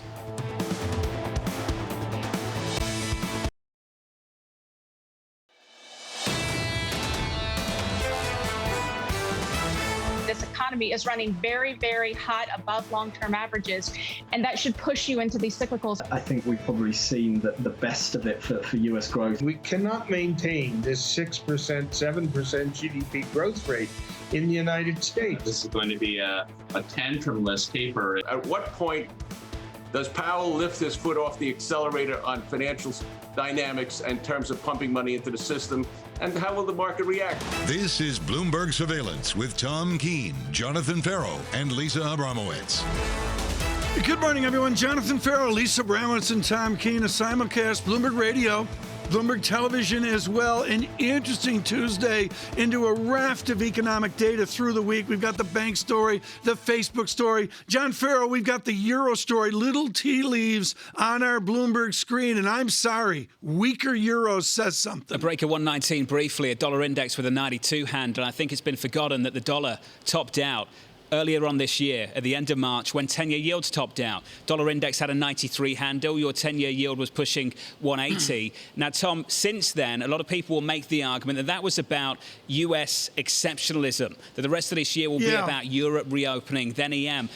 that dismisses the fact that Europe has already outperformed on the equity side already so far this year through the first half. The Euro Stoxx 50 has outperformed the S&P 500. So I think it's really, really difficult to make this international call. Didn't work in Q1 in terms of the US exceptional story playing out with the dollar and 10-year yields. I just wonder if it plays out in the back half. Well, it's a reset in the back half, and Lisa Abramowicz, John Ferro, and I are going to do everything we can to read up on what the strategists are doing and the nuances they're making. John, in your reading, what's the number one nuance you see into second half 2021? The massive divide over 10-year yields and trying to call this FX market. I'll go over what I just said. On the equity side, we outperformed in Europe. On the FX side, we didn't. A lot of people were looking for that euro strength together, supplemented by that equity story, boosted by inflows. Tom, we haven't seen it in the way people thought it would play out. It just has not played out that way. And there is a huge divide still over what happens with treasuries. 195 at the one end, the call from JP Morgan, 1% at the other, the call from HSBC. There's symbolism out there. Mr. Bro with us from Invesco yesterday, I thought was brilliant. And Lisa Abramowicz, it's maybe less talked about, but away from full faith and credit, the government paper is what the bond world is saying. And can we say, Lisa, it's never been like this? Well, we have record low yields, particularly in the U.S. high-yield bond space. The question is how indicative that is of a credit cycle versus simply central bank support. Just to give you a sense, though, of what has shifted in the past several weeks, it has been a reconfirmation of the market believing the Fed and believing other central bankers that any inflationary push is transitory. And just to give you a sense, just crossing the Bloomberg terminal, the German inflation rate fell to 2.1% in June, matching estimates, but really confirming this idea of a deceleration, Tom, at a time when a lot of people really don't have a crystal ball into inflation, to put it mildly. You're channeling me, to say the least. John Ferro, I was going to go to you, but I wanted to get to Lisa to give her some FaceTime. But, you know, John, I'm looking at the negative yield on the German 10-year. John, the two of you, I mean, this is serious. Well, the negative yield on the German 10-year. For a moment in time, we were pushing zero. Yeah, 1 week. and then it's we just didn't. come back. And for a moment in time, everyone was all lathered up about this idea that inflation was going to spiral out of control. I'm not making a call on that, but when you look at market expectations of inflation, 10-year break-evens topped out in May, Lisa. Yeah, and this to me is a question going forward, especially as you have these surveys that come out and that continually say that the biggest potential risk to markets is upside surprise in inflation, upside surprise to growth estimates. Where is it? Where do we see it? We're seeing that, Michael Darda of MKM Partners. We're not seeing it in the market, though, except for the reflation trades that, frankly, have cooled off in the past few weeks, Tom. I mean, John, I don't see a higher inflation Bloomberg terminal screen. Do you? Not right now. Here's what I see for the airlines. They've struggled this month. They've struggled this month, yet when you look at the corporate behavior, maybe that's the key indicator right now. Corporations are betting on a better future. Totally agree. United Airlines agreeing to buy 270 jets, believing that we go back to 100% return of business travel. There's a big bet in there, Tom. The big bet in there is we're going to really focus on the earnings season as it breaks out here in 3 weeks or so. I don't know when that starts. John, you'll tell me when to wake up and start looking at JP Morgan. John, let's do the data right now. Red and green. We're not going to talk England, Germany now. We're going to do the data check, and we'll get to that in a moment. Red and green on the screen. I'm waiting for SPX to go positive with the Dow. John, it hasn't so far. It hasn't yet, no. We're negative about 2 or 3 points on the S&P 500. 42.78 in the bond market, a break of 150, 148. And here's your date, Tom, July 13th. Okay? July 13th, thank you. Earnings. God, you're so fast. He's better at the terminal than I am. I can talk and use the Bloomberg terminal. That's amazing. All at the same time. I can't do that. Brent crude pulls back $76 back to $74.84. Let us get started. Michael Bell with us with JP Morgan Asset Management, global market strategist for EMA. Michael Bell, what is EMA? Explain that for our audience. It's not Global Wall Street. What is EMEA? It's Europe, Middle East, and Africa. Okay, it's Euro, Middle East, and Africa. We got Euro doing better. What about the rest of your territory? Is it a time for emerging markets to add value? I think so, actually. I think that on a long-run view, EM looks pretty attractive. So particularly, though, we think within the EM, looking into Asia rather than at Africa, we think the long-term outlook for somewhere like India is really just quite spectacular. Obviously, they've got some challenges at the moment with COVID, but we think they'll come through that by next year. And then we're looking at growth rates, which are going to be well north of 6%, we think, on average over the next decade. Mike, what do you make of this dollar call? It's been really difficult. Euro-dollar started the year, and that's where we topped out. The high of the year, first week of January, 123.27. We're rolling over again right now at 118.90, down a third of 1%. The equity call in Europe, that's the one that's played out quite nicely. We've had some outperformance in Europe versus the US. The FX call's been tough. Can you make the FX call now, Mike? I guess the FX is more driven by rate expectations and what's going on with the economy. Obviously, the fact that the Delta variant is causing problems now in Europe means that it looks like we're probably going to miss another summer of international tourism for Europe, which is going to weigh on the economy there. But European companies, on the other hand, a lot of them have been really benefiting from absolutely booming global goods demand. And if you look at the sort of travel and leisure sector as a percentage weight of European markets, it's pretty small. So while it weighs on the economy, the market as a whole is doing a lot better. We've been talking all morning about the Delta variant, the idea of how long does it take before this becomes a macro story versus, as John was pointing out, an idiosyncratic story affecting just the airline stocks and a number of other travel stocks. From the emerging markets perspective, when do you start to care a little bit more and start to get a little more defensive? I think ultimately if it became a problem in China, and China is obviously such a large part of the emerging markets. At the moment, cases in China remain very, very low, and so that's positive for EM. India obviously has already suffered very significantly with the Delta variant, but cases there seem to have peaked, despite the fact that we're seeing a pickup in activity data in India. So we've got to watch that pretty carefully. But if you think India and China really are the bulk of EM, and at the moment, it looks hopefully like we're past the worst for India and that China doesn't have many cases. So I think it's if you started to see serious problems with the Delta variant in China that would be more worried. Mike, you've made a really excellent point. In the equity market, travel and leisure stocks on a stock 600 make up a little more than 1% of the overall index. It's the smallest weighting on the index on a sector basis. But as a part of the economy in Spain, in Italy, and Portugal, these are big chunks of economic output. Now, if you can't make that trade through the equity side, is there something you'd do on the sovereign side? Would you lighten up your exposure to the periphery at the moment, given what's playing out? I don't think so, because I think they're pretty well supported, really, and that it's about missing one summer. So I don't think it's a major problem. It delays the point at which you get back to closed output gaps in places like Italy, places like Spain, for example. And as a result, probably delays the point at which people start to think about tightening from the ECB. And as a result, weighs on the euro, which is exactly what I think we're seeing. So I think it's more a kind of currency story than something to play through the sovereign market. Let's talk about the FX market right now. Mike, we're going to let you go. Mike Bell, JP Morgan Asset Management. Thank you, sir. Dollar stronger, euro dollar down a third of 1%, a break of 119 on the euro, 118 handle. Sterling weaker by 0.4%, and it's a proxy for global growth, global economic activity. The Aussie dollar, Tom Keene, down 0.6%. That's a weaker Aussie. One of the first half things as well, John Koenigk mentioned in this earlier on soft commodities. Brazil has surprised and really come in with some Brazilian strength. And I look, this is within North America and it's oil infected as well. But Mexican peso nicely under 20. That's a change from where we were. It has been so difficult to get this dollar called right. I agree totally. From the macro side, you'd be talking about an improving global economic backdrop. You'd be talking about reopening. And within that, you'd imagine, Lisa, that this weaker dollar story develops. Yet who would have thought that the weakest part of the dollar story was right at the beginning of the year? And how about the connection to the fiscal deficit? The idea here that the more that the U.S. borrowed, supposedly, the more the dollar would weaken, people would go elsewhere. It would help juice economic growth. In fact, it's been the opposite, that we've seen it continue to hold in there, even as we see the potential for, a $6 trillion reconciliation bill alongside this $579 billion bipartisan agreement. I wonder at what point deficits matter, and if they don't, what are the longer-term implications, John? 10-year yields. I keep going back to this. They topped out. Nominal 10-year yields topped out at the end of the first quarter.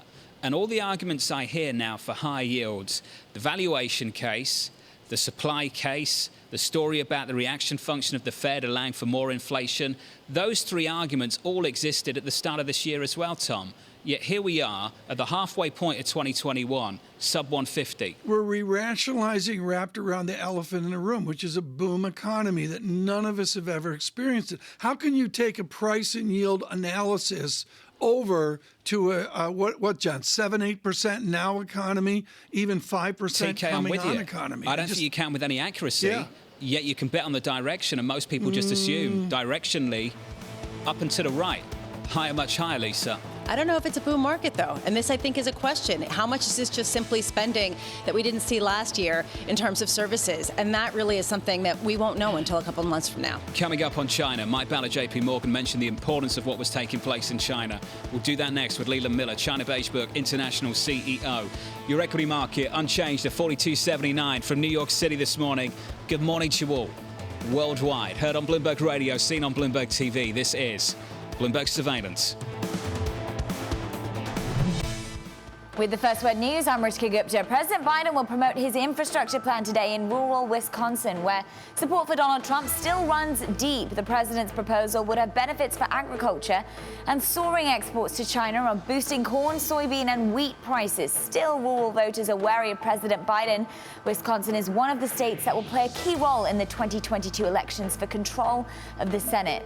House Speaker Nancy Pelosi has moved to create a select committee to investigate the attack on the Capitol. The panel would have subpoena power and no deadline. Senate Republicans blocked creation of an independent commission.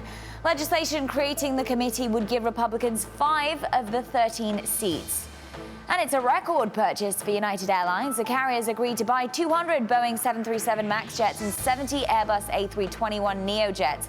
The deal's valued at about $15 billion. Those new jets and other United's single-aisle planes will get a revamped cabin with seatback screens and larger overhead bins. It's a sign that United plans to step up competition for premium flyers with its 2 big U.S. rivals, Delta and American. And it's a milestone for Facebook. Shares of the social network rising after an antitrust victory helped push its market value above $1 trillion. Facebook's now the fastest company to reach that level. A judge granted its request to dismiss 2 complaints filed last year by the Federal Trade Commission and state attorneys general.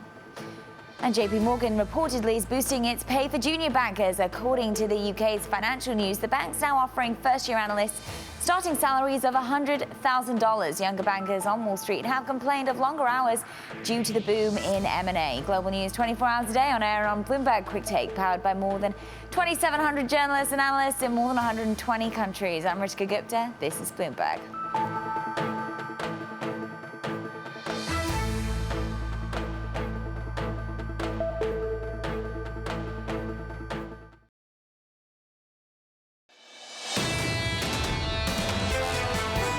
Just don't see the inflation we're seeing, the growth we're seeing, and the policy stance that we're seeing today as being sustainable. And in that respect, I think that, the future doesn't look quite as bright as the recent past.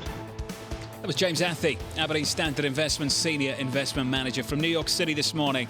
Good morning. Alongside Tom Keene, Lisa Abramowicz, I'm Jonathan Ferro. Your equity market this Tuesday morning.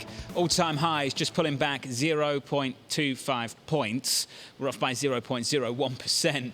In the bond market, yields are higher by about a basis point and change, 149.17.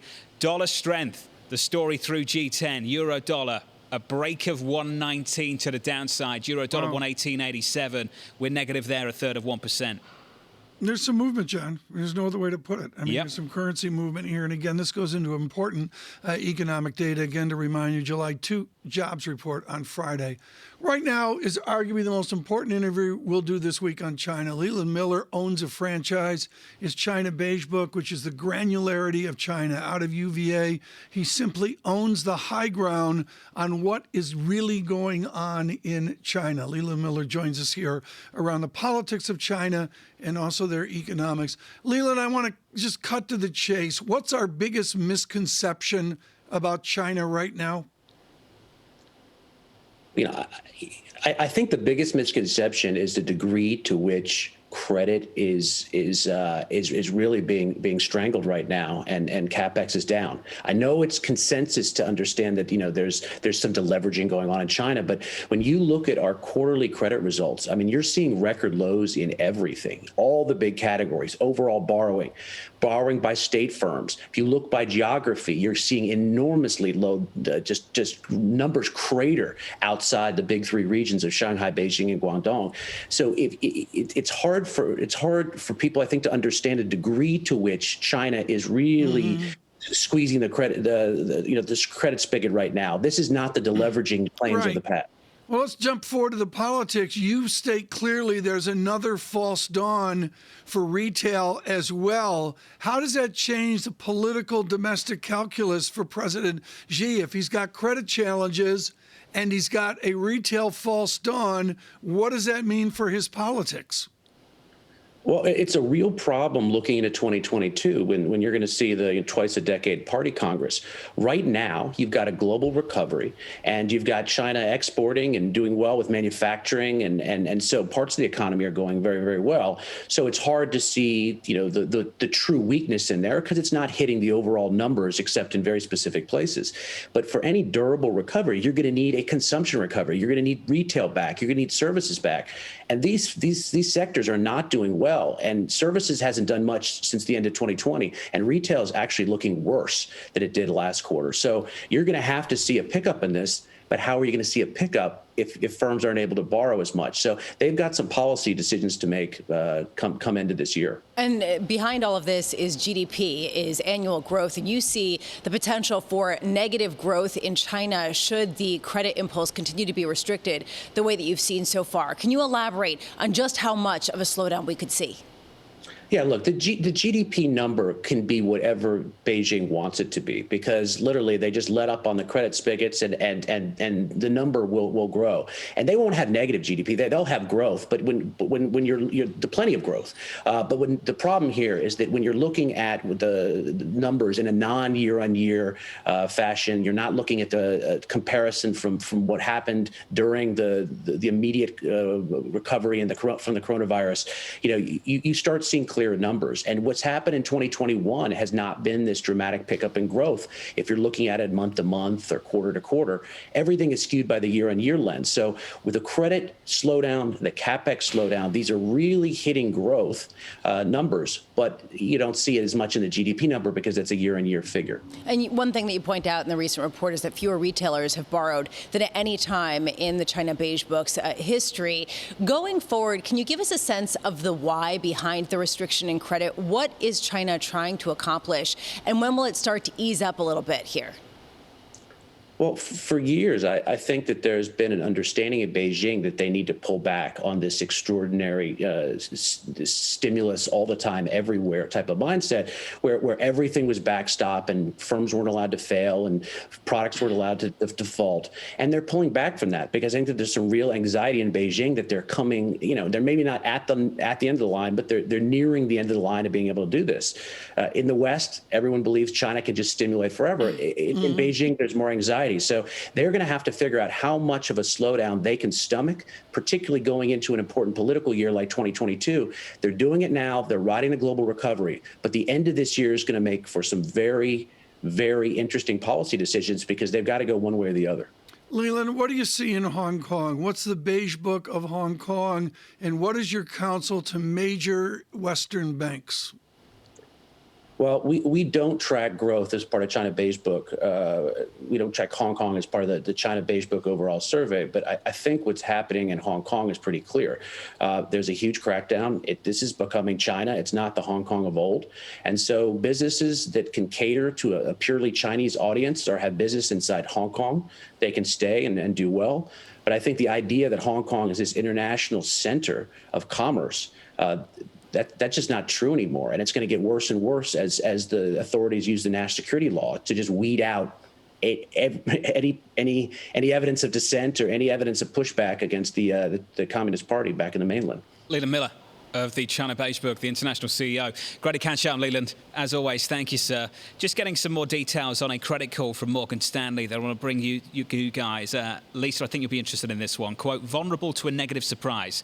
That's what credit is right now. The probability of a taper tantrum-style move in real yields has risen in light of the Fed's change in rhetoric. What I love about this, a negative surprise with respect to tapering, perhaps not a negative surprise when it comes to economic growth, because the only way they could start talking about taper is if you get a positive read on inflation, on jobs growth. So it's sort of negative surprise, perhaps, when it comes to tapering. Go on, Tom. What's the summary? Higher yields, lower prices? Wider spreads by about 15 to 25 basis points, which might not sound like a lot, but for investment grade right now, the spread as of yesterday, just a little north of 80 basis points. So 15 to 25 would be material given where we are trading at the moment. So what's it mean? I want to own the belly of the curve? They're saying do not have a look at IG credit, but we could be vulnerable there, Tom. It's not a treasury call, it's a credit market call. Sorry. If you are talking about the belly of treasuries, that the is. belly of the curve. You want to talk about bellies?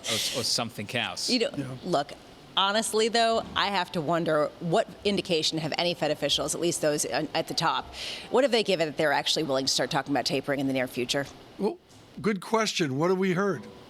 Well, from the core of the Fed, not the same thing as the likes of Bostic, Rosengren, Bullard and Kaplan. The core of the Fed is still pushing back against all of this. I mean, John, I think we got to look at the economic data coming out. We got ADP tomorrow, what that's worth. But there's a lot of stuff here. I mean, payrolls on first Friday. of the month, ISM and all that. We're going to be smarter Friday at 8:32. Well, are we? I was about to say the same thing. Are we? I hope we are. But maybe, the last couple of jobs report have asked more questions than they've answered. And that's been the issue, hasn't it? I just nailed the one two ago. Absolutely crushed Did you? that one. Matt Lazzetti's going to join us soon. I think I was from off Deutsche by Bank. 6 zeros. From New York. This is Bloomberg.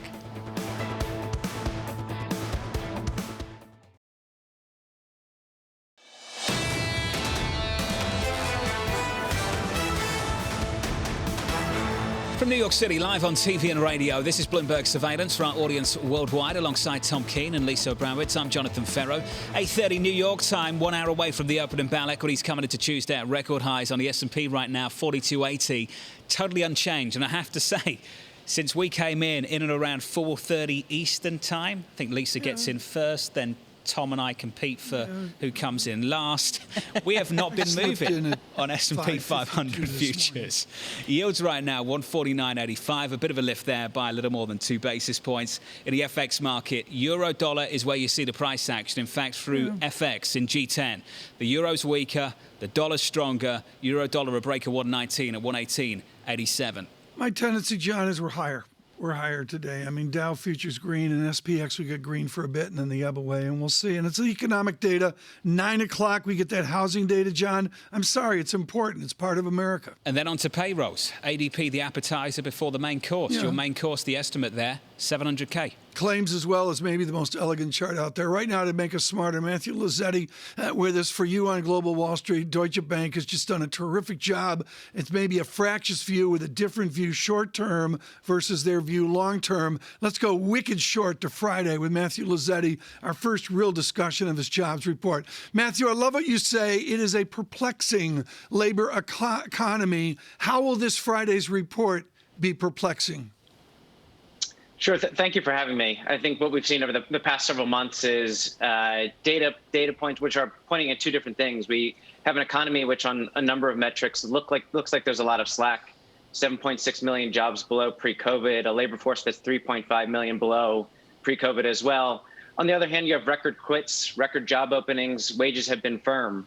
And so I think we've been looking for data points to try to resolve these two issues in our mind. And I know the Fed is certainly looking at data points there.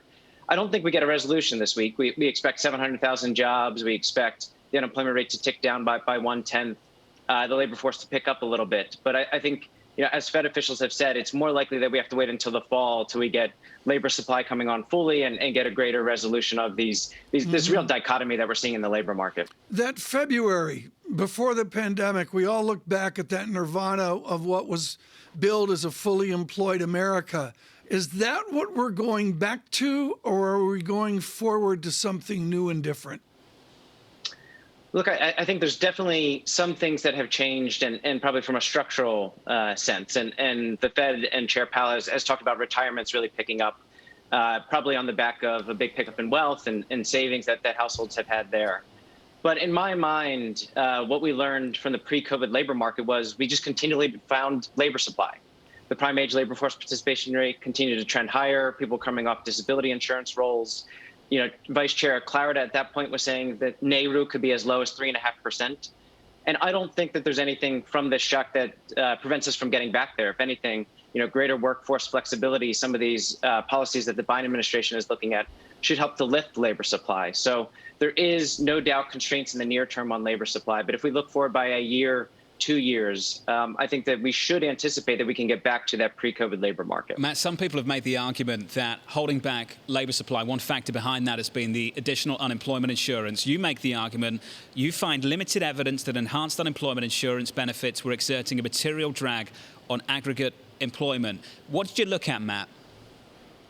Sure. So I know there's been a lot of work done on this. And what we've looked at is try to look across states, try to look across sectors.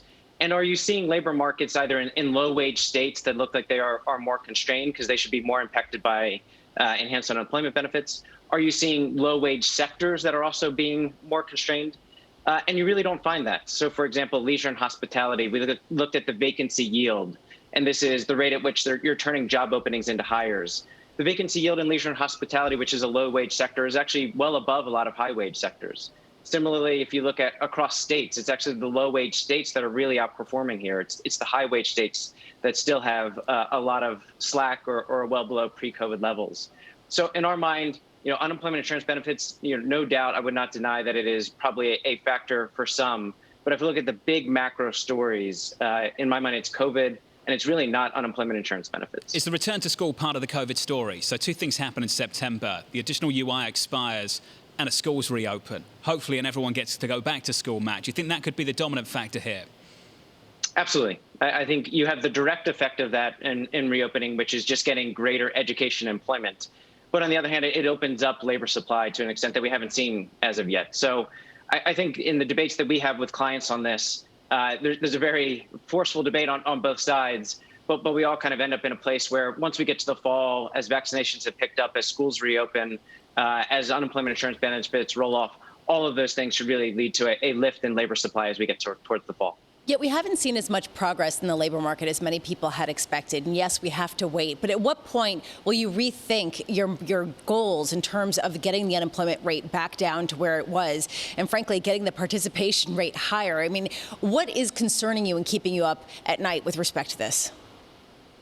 Yeah, I think the lack of response from labor force participation has certainly been one of them. The trend that we've seen in employment gains has been weaker than we anticipated. There's an interesting, if you look at the non-seasonally adjusted data, we've been printing about 1 million jobs per month on average over the past 4 months, a very steady pace. And Chair Powell noted this. There may just be speed limits on how quickly we can rehire people into this economy. And maybe it's 1 million jobs per month on a non-seasonally adjusted basis. Indeed has some great data looking at a really big pickup in job postings for HR departments. And so maybe this is businesses trying to get around this natural speed limit. In any event, as if we continue to print those types of non-seasonally adjusted jobs, it'll get a boost over the next few months. So with the labor demand that we have out there, as labor supply does normalize, I anticipate that our bullish outlook for the labor market should really be fulfilled as we get towards the end of this year and then as we get into next year. A lot of people talk about the frictions in the labor market as leading to a lot of wage increases. How persistent, how much has the balance shifted back to labor from corporations in terms of demanding higher wages? Yeah, I think you're seeing different views from different wage numbers. So the Atlanta Fed's wage metrics have actually decelerated in a broad way, and they're tracking individuals over time. So they're able to control for a lot of different compositional shifts. The average hourly earnings data that we'll get on Friday, it's just skewed by so many compositional issues. They don't control for occupation or sectoral shifts. So it's really difficult to read too much into those data. We have to wait for the employment cost index to come out each quarter. But what I would say there is no doubt you're seeing wage pressures, I think, in a number of metrics now, certainly a lot of anecdotes, and labor supply is constrained at this point. But if I go back to what I said before, I'd be very surprised if we go back, if we look forward by a year, 2 years, and we're still seeing these same constraints there. I think on the contrary, we should be back towards a pre-COVID labor market where we are really unleashing significant labor supply. And that I think keeps price pressures in check, keeps wage pressures in check as well. So what is your unemployment rate that is a mental tip point? The Deutsche Bank research of Folkers, Landau, and Hooper worried about inflation out 3 and 4 years, and yet a short-term view that's very much different than that. Can we use a tip point of unemployment rate as a signal that we're back to where we're supposed to be? Yeah, and I should be clear, we have a baseline view that the inflation jump that this year is transitory, and I think there's good reasons for that. But we completely agree that the risks are very clearly skewed to the upside, given substantial fiscal stimulus that we've seen, given this regime shift from the Fed. It's really unprecedented. So I completely agree that the risks are to the upside. Specifically to your point, identifying NAIRU pre-COVID was almost impossible. As I mentioned, Vice Chair Clarida had said NAIRU could be as low as 3.5%. In fact, we never really found it. Yeah, he said that to John, not to me. I would agree with that assessment at that point in time, which was we never really found it. We tried to do state level analysis. Where could you see a nonlinear Phillips curve kick in? And the evidence was you really needed to see the unemployment rate drop to very low levels, low 3% perhaps, 1 percentage point or more below what people thought NAIRU was. So my takeaway from the pre-COVID economy was we did not find NAIRU. We could not find where full employment was. And I think the Fed, that was a big takeaway from their policy review that they had, which was you really could get broad-based gains. The Phillips curve really flattened, and NAIRU was probably lower than they always anticipated. So, Matt, let's finish on this. You've just painted this picture of a world that we won't see more clearly until the end of the year, which is basically the fall, my autumn, your fall, September, October time. Why would the Federal Reserve make an announcement on the reduction of asset purchases until they've seen that data? Yeah, so I think there's two things. One, the significant demand that they see in the labor market, record job openings, all the different survey indicators give them a lot of confidence that if supply does become unleashed, the demand is there to see substantial further progress in the labor market. So I think that's an important data point. The second is this risk management. And, we agree that there is just substantial upside risk to inflation, even though I believe in the baseline transitory story. And because there is, a process here of beginning the tapering process, drawing down to net zero asset purchases, raising interest rates, given the growth outlook, given the labor market outlook, it probably does make sense to start that process. And again, they'll say that it's not tightening, it's just pulling back on some of the accommodation that they have. So I think by the end of the year, given our outlook, they should start that process. I think they will start that process. And we have them announcing tapering in December. In December. OK. Matt Lazzetti with the December call. Deutsche Bank chief US economist. Coming up in the next hour on The Open, we'll catch up with Canaccord Genuity chief market strategist Tony Dwyer. Tom Keene, looking at this market right now, your Dow's up nicely, up 1/3 of 1%. I believe that's because Boeing's doing OK in the pre-market. Yeah, John, it's noise. Is that helping out? It's noise. I mean, the VIX. The Dow's noise. I look at the VIX, 15.44, and the VIX didn't really go yesterday. 42.80 on the S&P 500. Yield higher by almost 3 basis points now, Lisa. Back through 150. Oh. Yeah, I just wonder what will keep going up, what will keep that yield going up, how much this really hinges on perhaps a better than expected labor report on Friday, or if it can continue without that. Yields are high, dollar stronger. That's your theme this morning. Yields are up by 2-3 basis points on a 10-year yield. Euro dollar down to 118.82. Dollar stronger through G10. Outside of that, this equity market on the S&P at the headline level has been a snooze now for hours and hours and hours. We go nowhere. Alongside Tom Keene, Lisa Abramowicz, I'm Jonathan Ferro. I'm going somewhere. I'm going to go away. I'm going to do The Open on TV. Tom will do that on radio. Lisa will take a break. 42.79. Take a break to read and then come in really early at 3:30 to make us all look bad. 42.79 on the S&P. Let's call it 42.80. This is Bloomberg. With the First Word News, I'm Ritika Gupta. On Capitol Hill, the House has passed its own version of legislation aimed at boosting research and development in response to China. The Senate passed similar legislation, although its version includes incentives for semiconductor makers. The two chambers will have to negotiate the differences. The American father and son who helped auto exec Carlos Ghosn escape trial in Japan have apologized. Michael and Peter Taylor told a Japanese court that they made a mistake that they deeply regret. The two could get a 3-year prison term. They were extradited from the U.S. earlier this year. JP Morgan CEO Jamie Dimon says that Paris has become the bank's main trading center in Europe. Dimon spoke at the inauguration of JP Morgan's new headquarters in the French capital today. He told reporters that all European trading will go through the facility. JP Morgan says 140 employees have moved to Paris in the wake of Brexit. Bloomberg's learned that the Justice Department has stepped up scrutiny of Google's digital and ad practices in recent months. That shows the Biden administration is pursuing an antitrust probe that started under former President Trump. The Justice Department sued Google last year, saying it was abusing its dominance in internet search.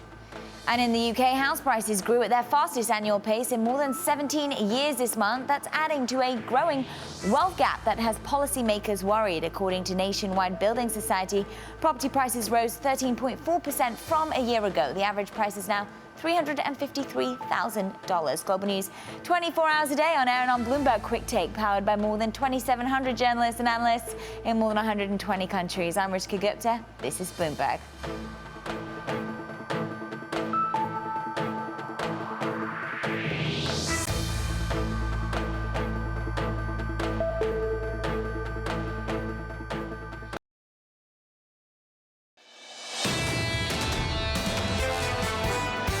With every day that goes by, it's clearer to me and to all our advisors, all our scientific advisors, that we're very likely to be in a position on July the 19th to say that that really is the terminus, and we can go back to life as it was before COVID as far as possible.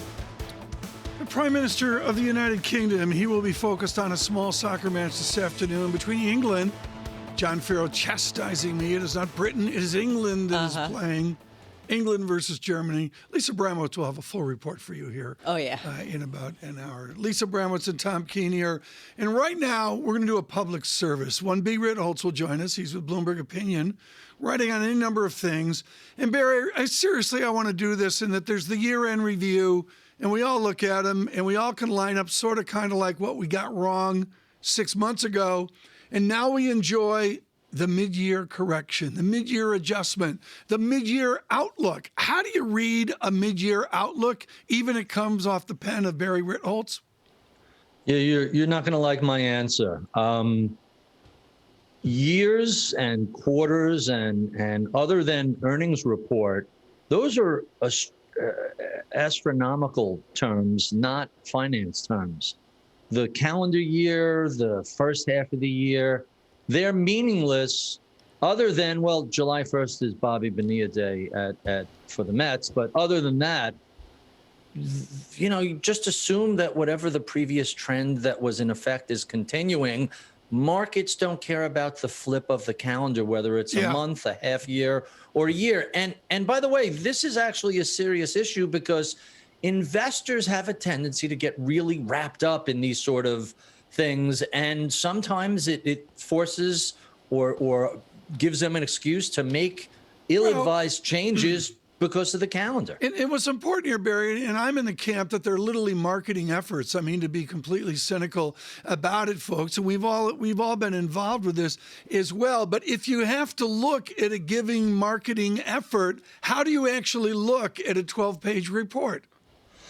So two ways. First, I look at the process that the analyst or strategist or whoever uses. And then second, I look at how successful that process has been historically. I know you can't only rely on track record and performance, but at least it provides some insight into, hey, does this strategy have any resonance, at least within the current market regime and what seems to be mattering right now to traders and investors? It's unclear to me, Barry, what your perspective could be based on the fact that the index level has been a churn. It's been a snoozer, to quote John Farrow, and yet under the surface, there have been huge outperformances and underperformances, and we have a lot of investors coming on and saying it's time to pick stocks. Do you agree, or do you stick with indexing strategies because it's too difficult to get the right stocks correctly? It's time to pick stocks. Well, there's only a bajillion academic papers that say, with very few exceptions, stock pickers over time underperform, and that's before we work in our cost structure of paying for that. Look, I don't mind if people want to have a fun portfolio and take 5%, 10% of their real money and play around with it. If you want to buy anything from Apple to Bitcoin to Netflix to whatever, hey, have fun with it. but recognize the odds are just so weighted against you. Not only is it difficult to pick stocks, it's difficult to pick the people who are good at picking stocks and do so on a cost-efficient basis. Barry, the reason why I bring this up is because an increasing number of people say this time is different, certainly when it comes to sectors, if not specific stocks. Is this time different based on some of the churn, the rotation, the reflation narrative that's gaining and waning as time goes on? So, that's a really interesting phrase, and I think people don't understand what it means. First, this time is always different. The world is always changing. We learn, go back to Soros's convexity. Markets learn from their past experiences. But what that phrase means is when investors and traders rationalize wildly expensive assets in order to say, hey, we're not just paying for a PE, we're paying for clicks and eyeballs, or we're paying for the scarcity of crypto and the collapse of fiat currency, and that's what's unique.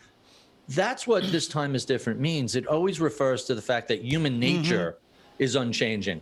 That said, this is a really unique environment. It's hard to find a post-pandemic massive monetary stimulus, fiscal stimulus. And so there are going to be winners and losers, and there will clearly be stock pickers who will identify the right companies in the right sectors. It's just really hard to do. And P.S., it's really hard to know when to jump off that train. Barry, people are better buyers than sellers. That's the big takeaway among stock pickers. Barry, we got breaking news. We've got to leave right now. Barry Ritholtz, thank you so much on the mid-year outlook. Lisa, this is an exceptionally important small release from Moderna. It is a detailed press release, not a normal press release, and it's literally, Lisa, around a sample of 8 individuals, 8 participants obtained 1 week after a second dose of the virus around a set of variants, including the Delta India variant. The idea here is, do vaccines prevent you from getting sick or prevent you at least from getting seriously ill from some of these more virulent, potentially, variants, including the Delta variant, which has been, I believe, the most contagious to date. The data coming in saying, yes, it does, despite some studies showing that people did have some breakthrough infections in Israel, in California, who had already been vaccinated to the Delta variant. Again, this just highlights the diversion between the haves and the have-nots when it comes to vaccinations. The people who have gotten vaccinated, by and large, are protected at least by these particular vaccines, and that's the data showing again and again and again. And this becomes a question of what do you do with people who are not vaccinated? At what point do you mandate vaccination? How much do you protect them from a public health standpoint? And not only India is mentioned, but I want to be careful here, folks, because the press release is very, very technical. It involves the United Kingdom and the Alpha virus, the Republic of South Africa, and I believe, Lisa, Angola is mentioned as well. It's really a detailed effort of one of the great success stories here to get on the story right now. Can I just tell you one of the stories that I thought was most fascinating in the past 48 hours out of the New York Times, showing that Pfizer and Moderna vaccines do not necessarily require a booster shot. That so far, it seems like they provoke an immune response that lasts years. This is a sea change. I mean, this actually, again, this should be optimistic if it weren't for the variant that's spreading so significantly in so many places. But what we've heard from the pros is there's always variants. It's just dealing with them. And clearly we heard from Amesh Adalja of Johns Hopkins today, the virulence and the, I'm going to use an amateur word, the infectability of the Delta variant. Is that a word? I don't think it is, but I'll go with it. I think it's good. I think it's good. Contagiousness. Virology as well. We have a persistence to the market. S&P futures, at least for the moment, flat. Dow futures green. NASDAQ goes the other way, but all of this fractional. The major observation today is dollar strength, not a breakout, but we'll go with it. And the euro breaching 119, weaker 118.81. Coming up, a conversation with Mayor Bowser of Washington, D.C. Stay with us on radio and television.